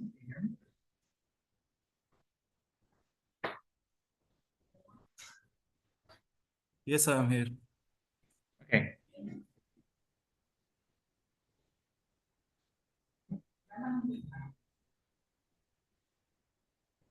Time is yours, Asser. Okay. I'll share my. Assalamu alaikum. Good morning, everyone. I'm Asser Walid from Department Computer Science in Obor Institute, High Institute. In environmental discussion, technology is often seen as the problem, but today I'm not here to talk about technology as just tools or code. I'm here to talk about our responsibility to turn it into a solution. I am here to talk about the green skills for future careers. I'm very excited to share with you and the role of computer science in sustainability. First, many people believe green skills are only about farming and planting trees, but the reality is that sustainability is now essential across all industries, especially in software development. Every job needs this knowledge. What is green skills? Green skills are a knowledge about environmental impacts, the practical ability to design low impact solutions. It about three things: knowledge, abilities, values. Knowledge is about understanding impacts, resource cycles, and the abilities to practical skills to reduce waste and optimize process. The values is about reducing environmental harm. As we see, the economic operationally, the market is shifting rapidly. 97% of companies demanding green skills. And in 23, the green economy operation will reach 20 trillion dollar, and the salary of developers and computer science will multiply of 3. The technology has two sides. The first side is solution side. The second one is impact side. The solution side is AI can optimize energy and IoT reduce waste, data analysis drives efficiency, remote work cuts emissions. And the impact side is data center consume 2% of global electricity, and the e-waste is the fastest growing waste stream.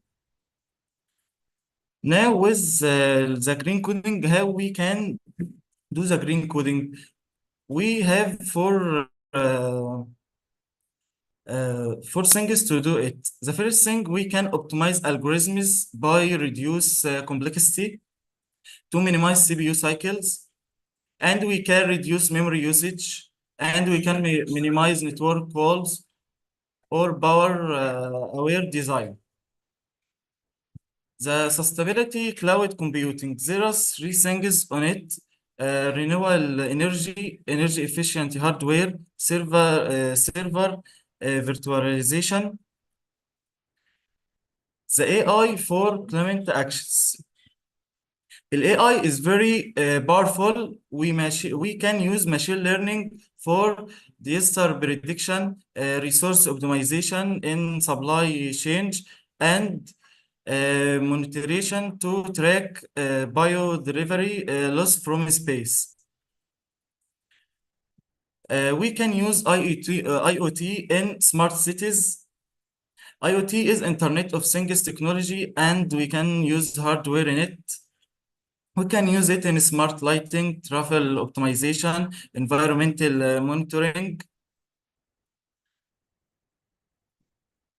Then, by shifting from physical products to digital solutions like cloud storage and visual collaboration, we incrementally reduce our resources consumption.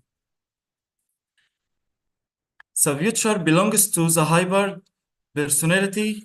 This is someone who combines technology excellent in programming with sustainability and an innovation means to solve environmental challenges. Technology skill alone isn't enough. Tomorrow's leaders need system think to see the big picture, essential things to identify, understanding, and collaborative communication to bridge the gap with stakeholders.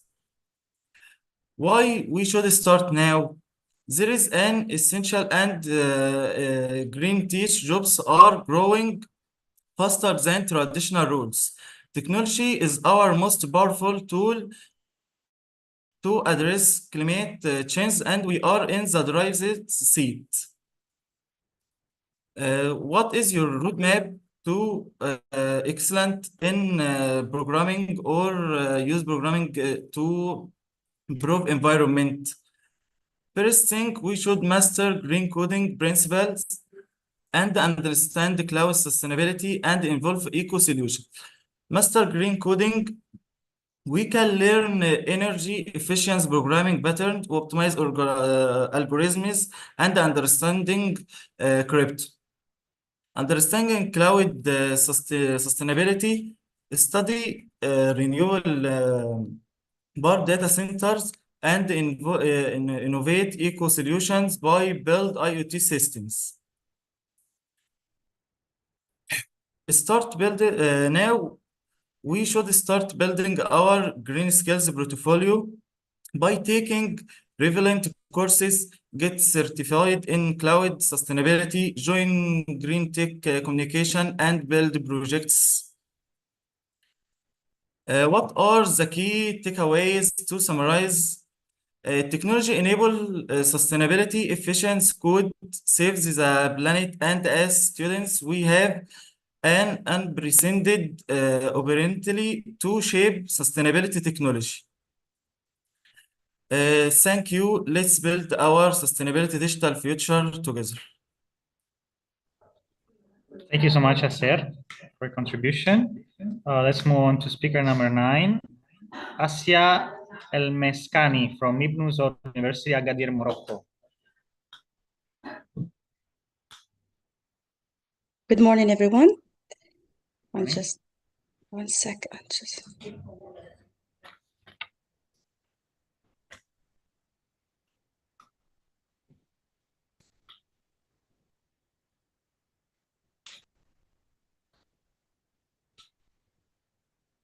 Can you see the presentation? Not yet. Yes. I can see you, but not the presentation. Okay. You should share your, yeah, okay. Now? Can you see it? Yes, I can. All right. Okay, so let's dive in. Good morning, everyone. I hope you're doing well. Thank you for the invitation, and thank you for all the valuable information for all the speakers. Okay. It works? Did I perma? Yes. Okay. We are the most informed generation in history about climate change and sustainability. We know the science, we understand the urgency, most of us care deeply, and yet we're still asking the same question. Why can't we translate what we know into the action our planet needs? My work examines this paradox, particularly within universities, and what it reveals about youth agency, institutional power, and meaningful participation. Let me show you what my research reveals across different continents.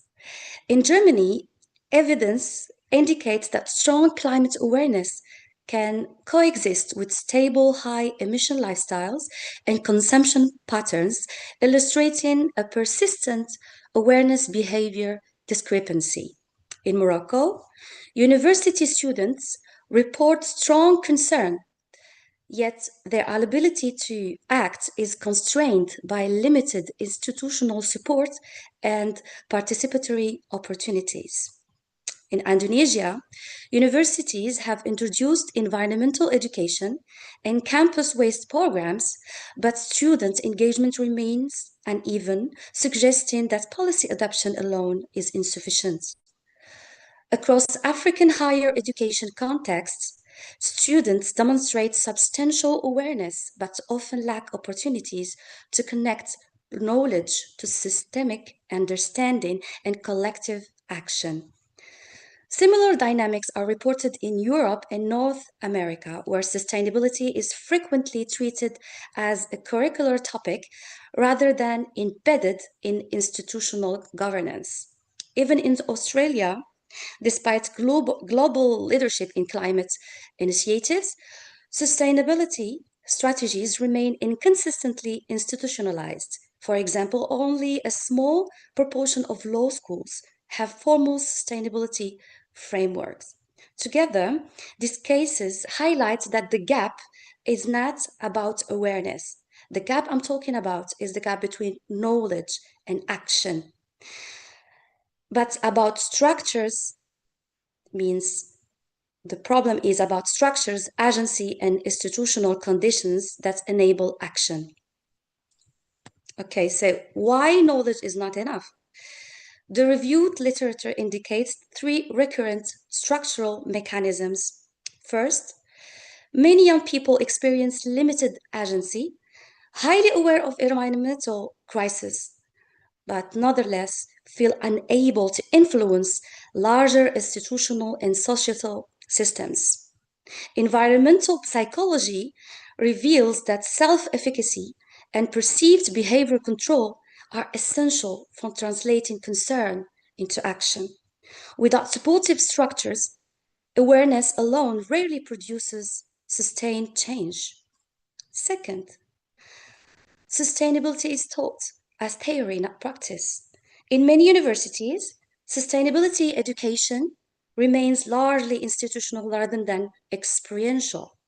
In Indonesia, research points to the fact that environmental learning often emphasizes compliance and prescribed behaviors rather than critical thinking and systemic problem solving.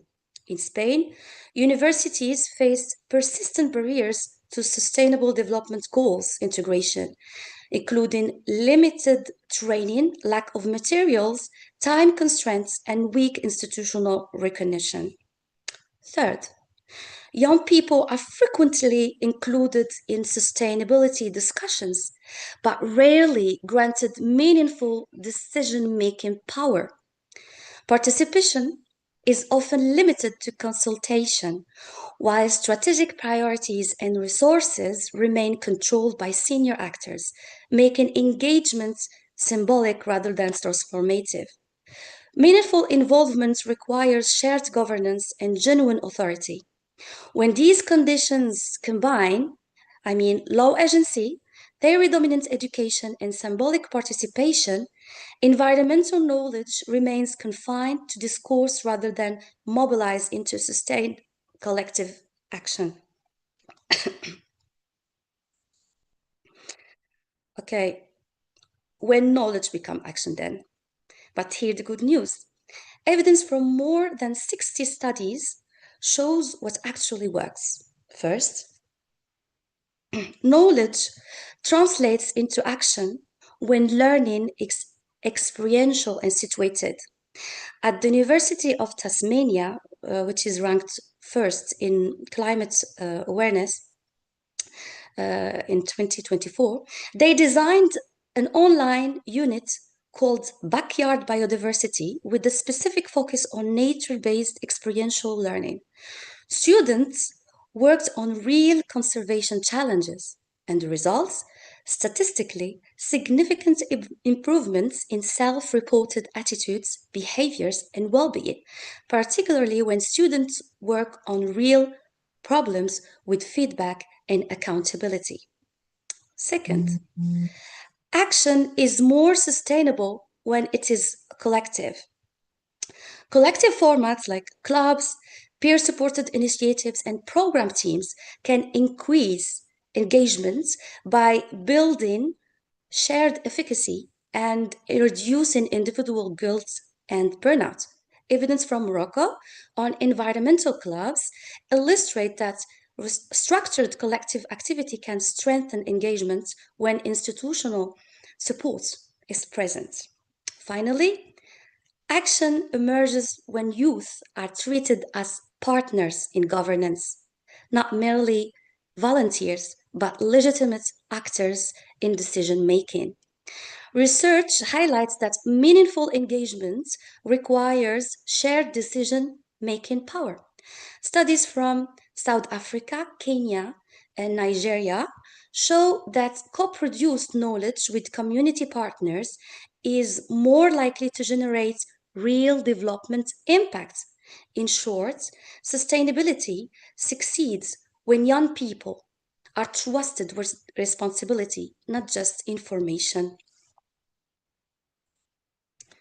The reality we face, we see highly motivated young people, genuine concern about the future, and yet a persistent feeling of being blocked by systems not designed for our participation. what needs to change then? Okay, here's what needs to change for educators. Redesign learning environments around real-world problems, experiential methods, and project-based approaches that connect students with communities, stakeholders, and institutional decision-making processes.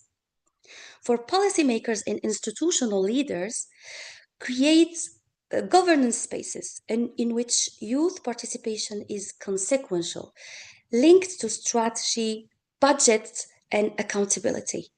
Sustainability efforts driven primarily by external metrics rarely generate deep organizational learning.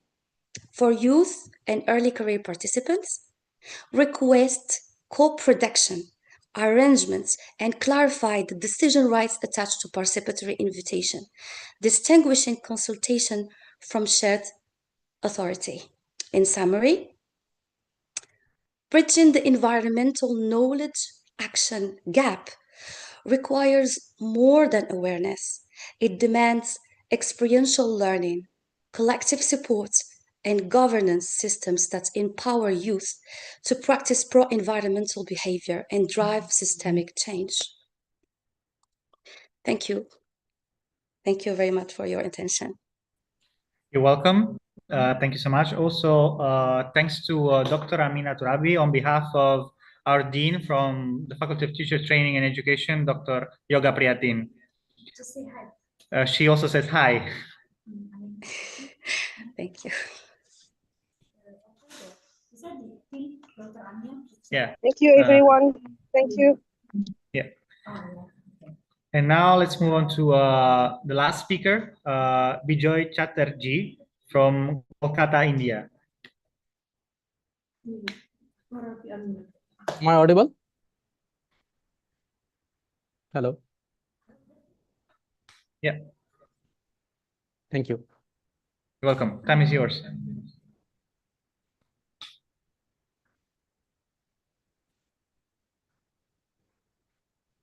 Is my screen visible now? Yeah, can you share your screen? Yes, just a minute.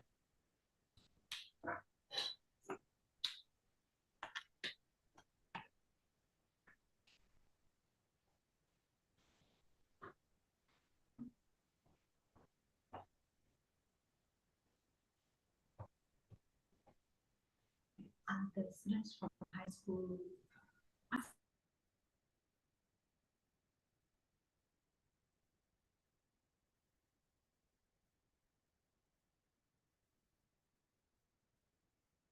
Good afternoon, everyone. Myself, Bijoy Chatterjee from EIILM Kolkata Center for Leadership and Ethics, India.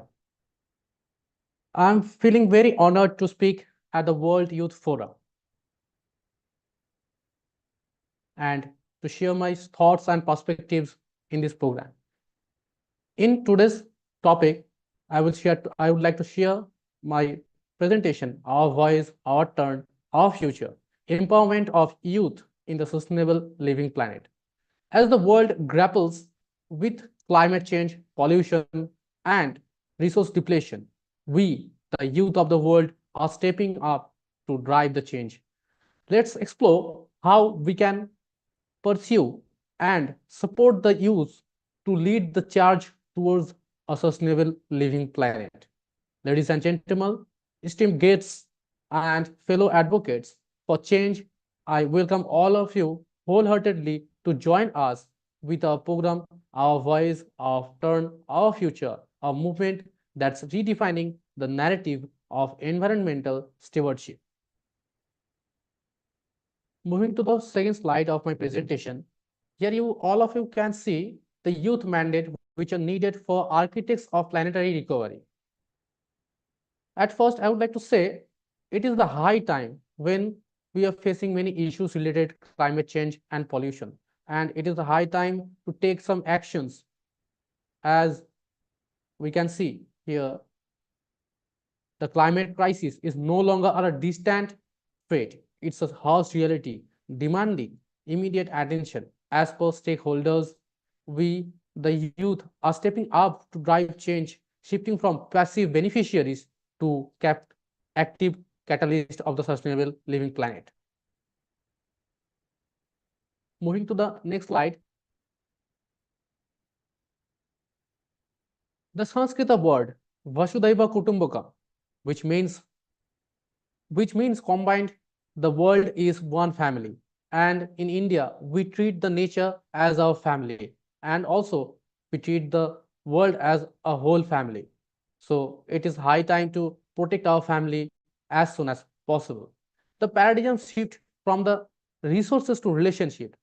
The word Prakriti, which means nature, is a living entity, not a commodity that we should take disadvantages of it.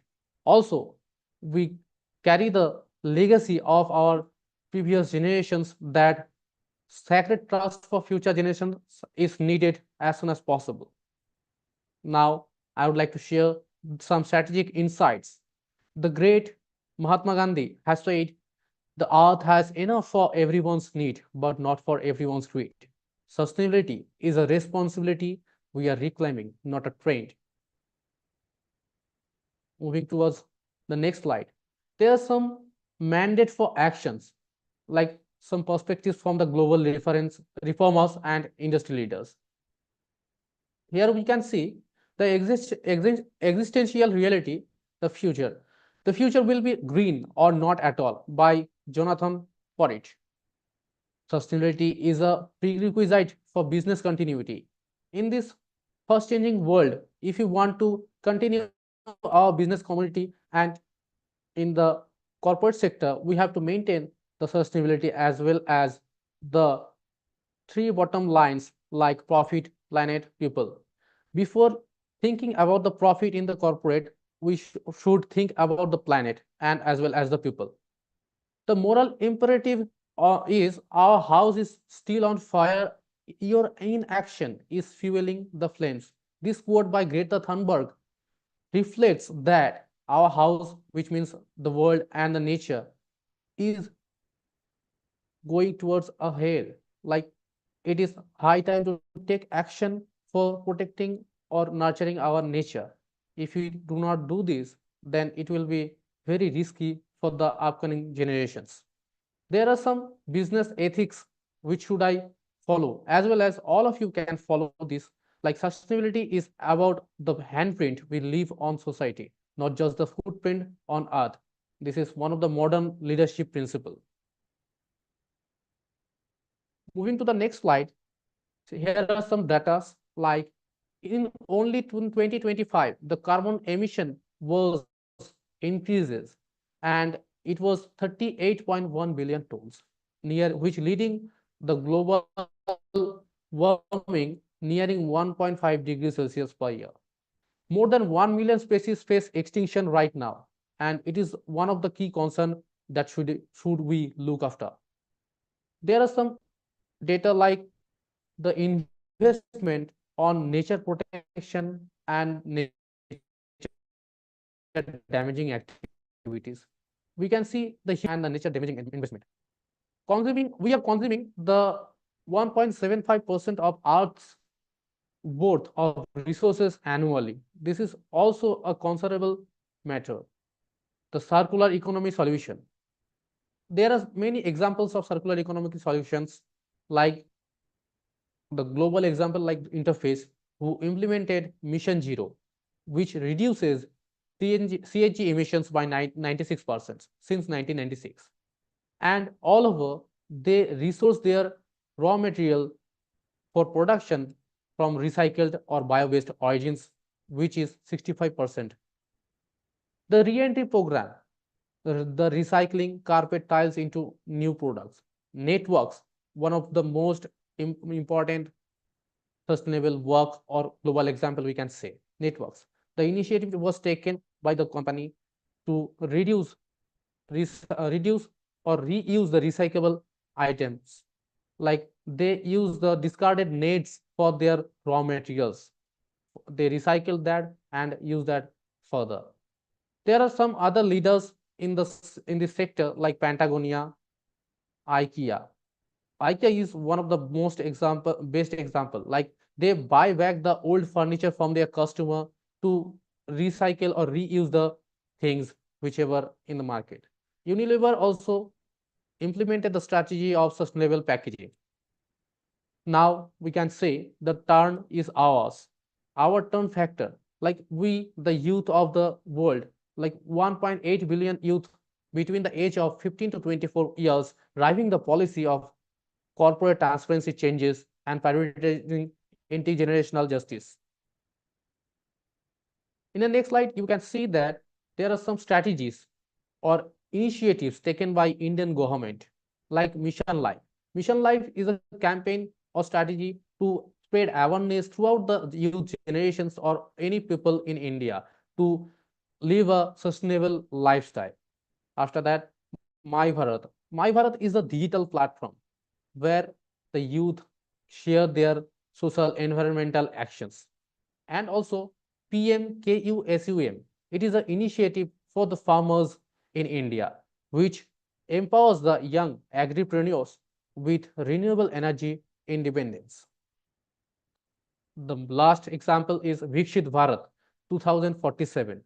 The Indian government had taken the initiative to spread the awareness of sustainability and use the all sustainable green things and also make India carbon neutral by the year 2047.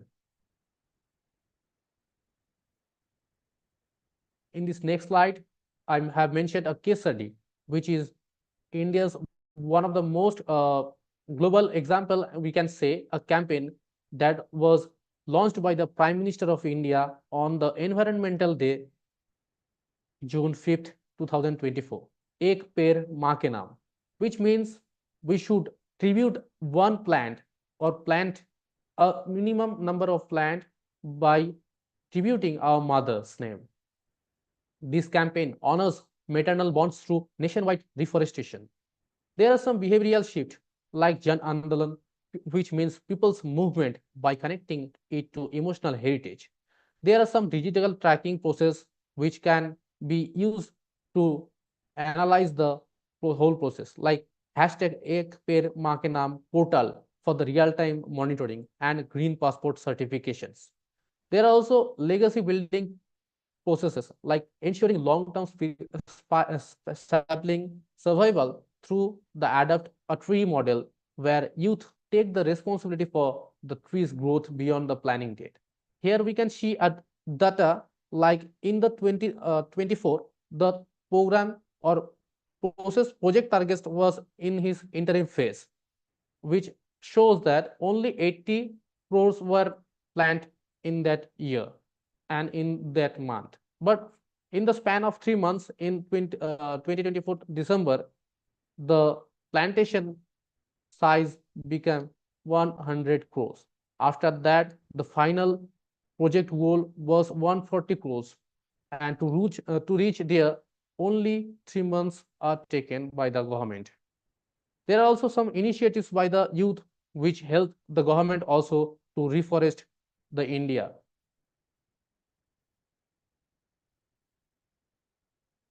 Moving towards the next slide, we can see the global digital advocacy empowerment of youth for climate action. There are some strategic knowledge hubs like Youth for Nature, Tree Hugger, and EcoWatch. Youth for Nature empowers young leaders with nature-based system knowledge and global policy connections, as well as Tree Hugger and EcoWatch provide scientific data and trend analysis for evidence-based advocacy. Some digital storytelling for climate impact was shown by the youth also. The youth made their ideas and thoughts by the process of storytelling in the digital platform. They told the story of their own and entrepreneurship which have been taken by them. The power of youth voice is the huge advantage in this current scenario. They use many quotes and slogans for the transformation that they transform the locals' green deeds into global narrative of change, drives emotional engagement with and political willpower through storytelling. In this slide, I have shared my own business idea or business model of green economy. here we can see the hyperlocal biolo. I have also made my business model as named Jiva Sutra, a Sanskrit word which refers a greener economy. At first, we in this business model, at first we want to collect waste from the local household and local market, which are daily usable waste. We collect them by the e-vehicle to reduce consumption of fossil fuels. Sorry. After that, collecting all the waste, we transport it into a decentralized unit where it undergoes by anaerobic digestion. In the anaerobic digestion, it breaks down, some microorganisms break it down in an oxygen-free environment where it produces two valuable outputs. One is CNG, biogas, and another is biofertilizer, which directly distributed to the local farms and local households. We have also made an initiative to provide biocredits, which can be used as the alternative for purchasing the biochars or the CNG. The CNG can be used for the vehicles and as well as the cooking and generator sectors. Also, the biodegradable fertilizer can be used in the farmer's house or in the field to produce a sustainable organization and as well as a sustainable economy. We provide the fertilizer direct to customer.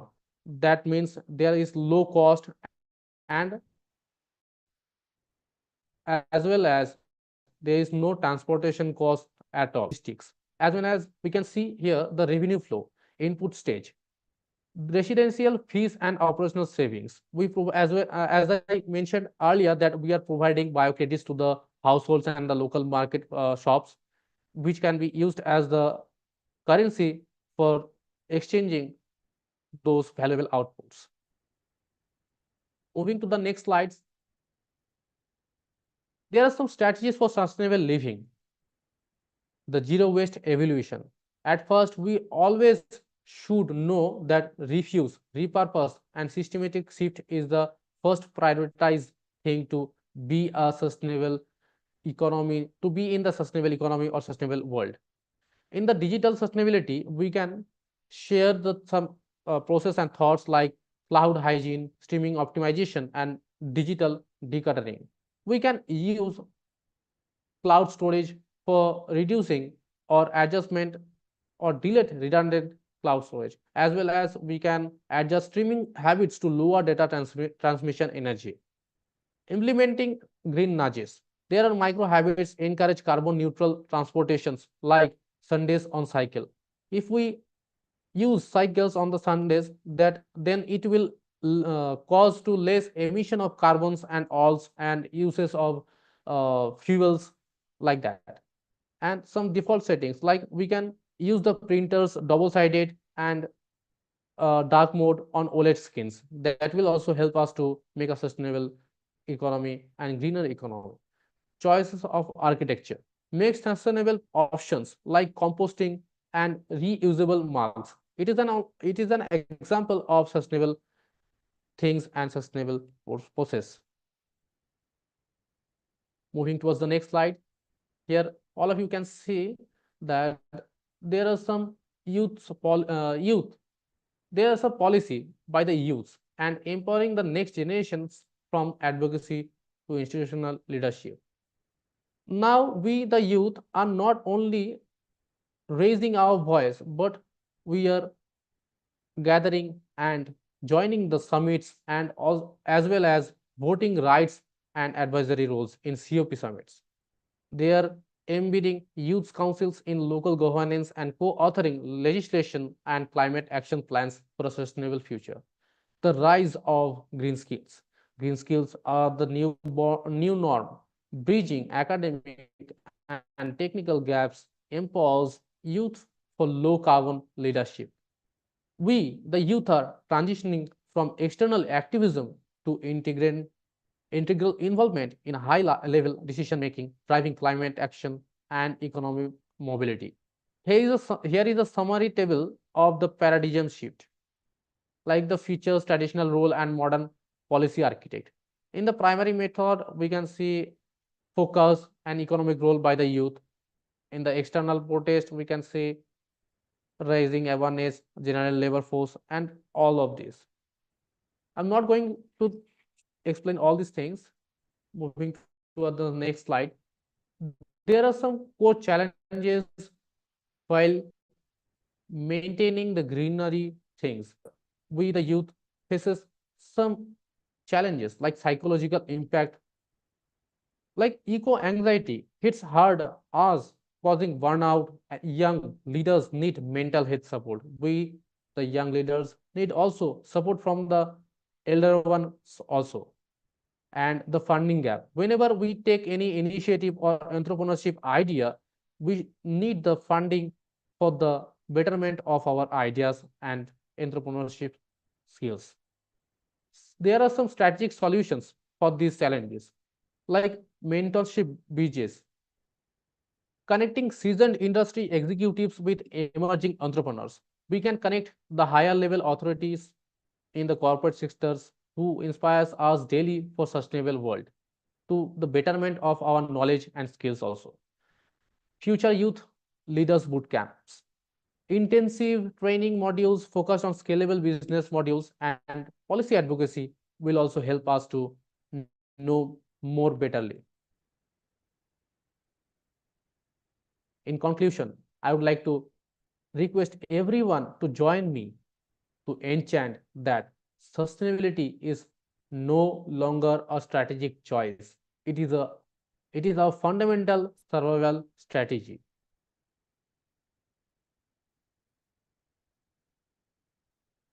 Here are some reference and resources from where I have taken my examples and all. At last, I would like to request all of you to chant with me that sustainability is no longer a choice. We make it far better. We ride to a future we will never see but deeply believe in. Our voice is the seed, our action is the forest. Thank you. Thank you so much, Bijoy. I also saw that you got a standing ovation from from who is now watching this presentation. So thank you. We're reaching the end of this forum, but we still have time for a quick Q&A session. I'm recovering the questions that have been left over from before. And there's a question for Imamova Jasmina. Why the problem of climate change never done after there is so many solutions out there? Pardon for my broken English. That was the question. So why the climate change has never been solved, even though there are so many solutions out there? That was the question for Imamova Jasmina. Well, thank you for the question. The problem of climate change is not done despite many available solutions because the issue is not just technological, it's political, economic, social, and structural. Well, having solution is very different from implementing them at the necessary global scale and speed. First, climate change is deeply tied to the global energy system. Modern economies depend heavily on fossil fuels for electricity, transportation, industry, and agriculture. Transportation away from coal, oil, and gas requires massive infrastructure change, long-term investment, and systemic transformation. This transition takes time and face resistance from industries and workers whose livelihoods depends on fossil fuels. Second, there are strong economic and political interests involved. Fossil fuel industries are powerful in many countries and often influence policy decisions. Well, actually, government may hesitate to adopt aggressive climate policies if they fear economic slowdown, job losses, or political backlash. Short election cycles also make it difficult for leaders to prioritize long-term climate stability or short-term political gains. That's my answer. Thank you very much for the answer. And also a question from Asya Elmani for Enisan Sardogan. The idea of the project is really good. Is it easily reproducible in any country, or does it need particular infrastructure? Thank you for the question, Asia. And actually, it is very easy to reproduce in any country, in any city. There's only a few limitations. We use mostly open source systems for the system. And what these are OpenStreetMap or OpenTripPlanner, which are freely available on the internet. But there has to be data for us to integrate into the system. Say South Korea or China doesn't have street data on OpenStreetMap, so we can't visualize it. We can't route plan it. And another limitation is GTFS data, which is public transportation data from each individual city. And this is actually the biggest limitation because in Turkey, we tried to replicate this in Turkey. There's 81 municipalities. And out of these 81 municipalities, only 6 publicly shares GTFS data. So maybe cities has this data available, but not to the public or not for free. And we have to reach out to them and get this.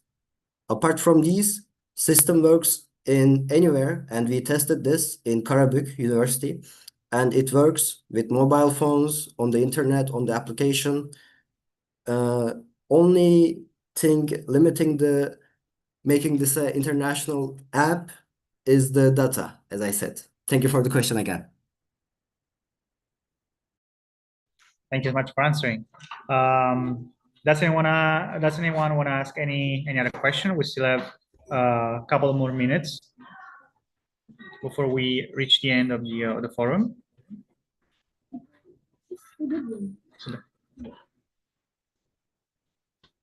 You can type it in the group chat. Or I see that there was a question before that was skipped. It's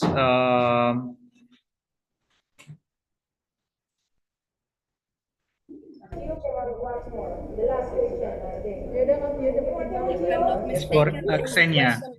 Or maybe there's someone, I see someone wants to ask question here. SMA Negeri Tiga Slawi.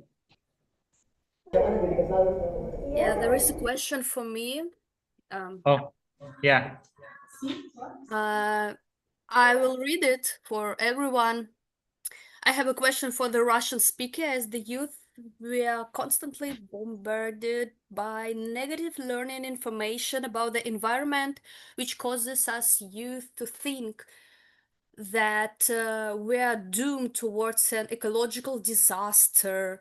Is that true, or is the truth actually the opposite, and why? So, speaking as a Russian speaker, I can tell you that the ecological disaster isn't just a scary story on the news. It is something we actually see and, feel. The biggest sign is global warming. In Russia, our winters have changed a lot. It used to be very common to have temperatures around minus 30 degrees Celsius, but now winters are much warmer. Actually, often staying around minus 10. While it might feel more comfortable to stay warm, this is a huge and scary shift for nature. Besides the temperature, I think we see other problems too. For example, every summer we have more forest fires because the air is too dry and hot. We also see weird weather, like rain in the middle of the winter or floods in places that will never happen before. So, is it true that we are in trouble? Yes, that's true. But Does that mean we are doomed? No. The reason we hear so much negative information is because the situation is serious and we need to act, we must act. However, the truth is that we still have a chance. More and more young people in Russia are starting to recycle, to use less plastic and take care about the environment. And the negative news should be, you know, a wake-up call for us to change our habits, not a reason to give up hope at all. Okay, this is my answer. All right, thank you so much for answering. From SMA 3, maybe there was a question. I saw that some of the students were about to ask something.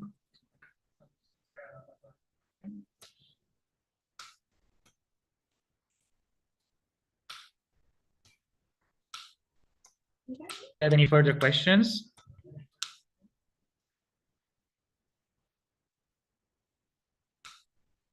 You can even type in the group chat. One final question before we wrap it up.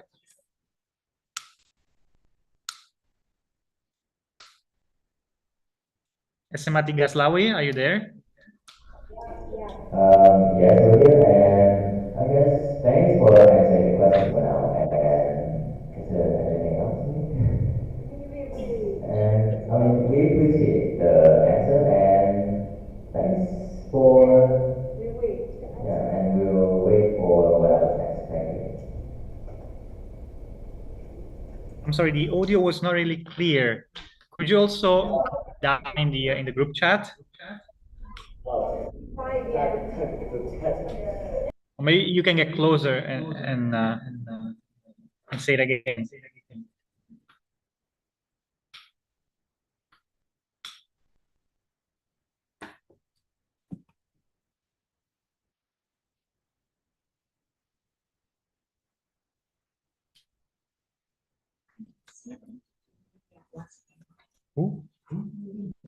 Línea. You have to remember that.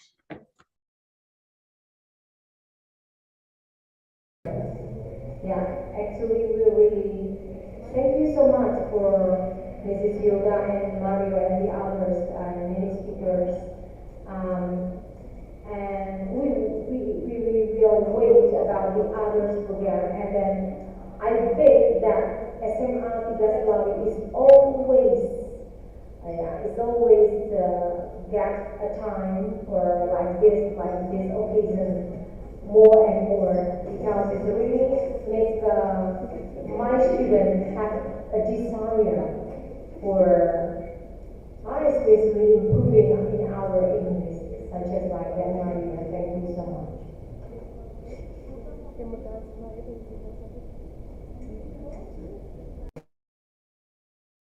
Okay, thank you so much. I also read the comment in the chat. Thank you. Thank you also for participating. And if there's no other question, we would like to close this today's forum. On behalf of Panchasakti University Tegal, I say thanks and apologize for any shortcomings on behalf of the faculty, and I'll see you in a future events. And also thank you so much to Ibu Linia for availability. Can you please open the camera, Ibu Linia? Oh, everybody, not just her. For a final photo session, to just screenshot it. Yeah, we're gonna take a quick screenshot.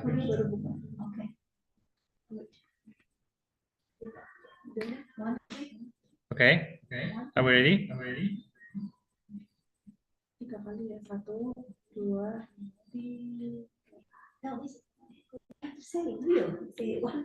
Okay. I'm gonna count to 3, just and we're gonna take a screenshot, right? 1, 2, 3.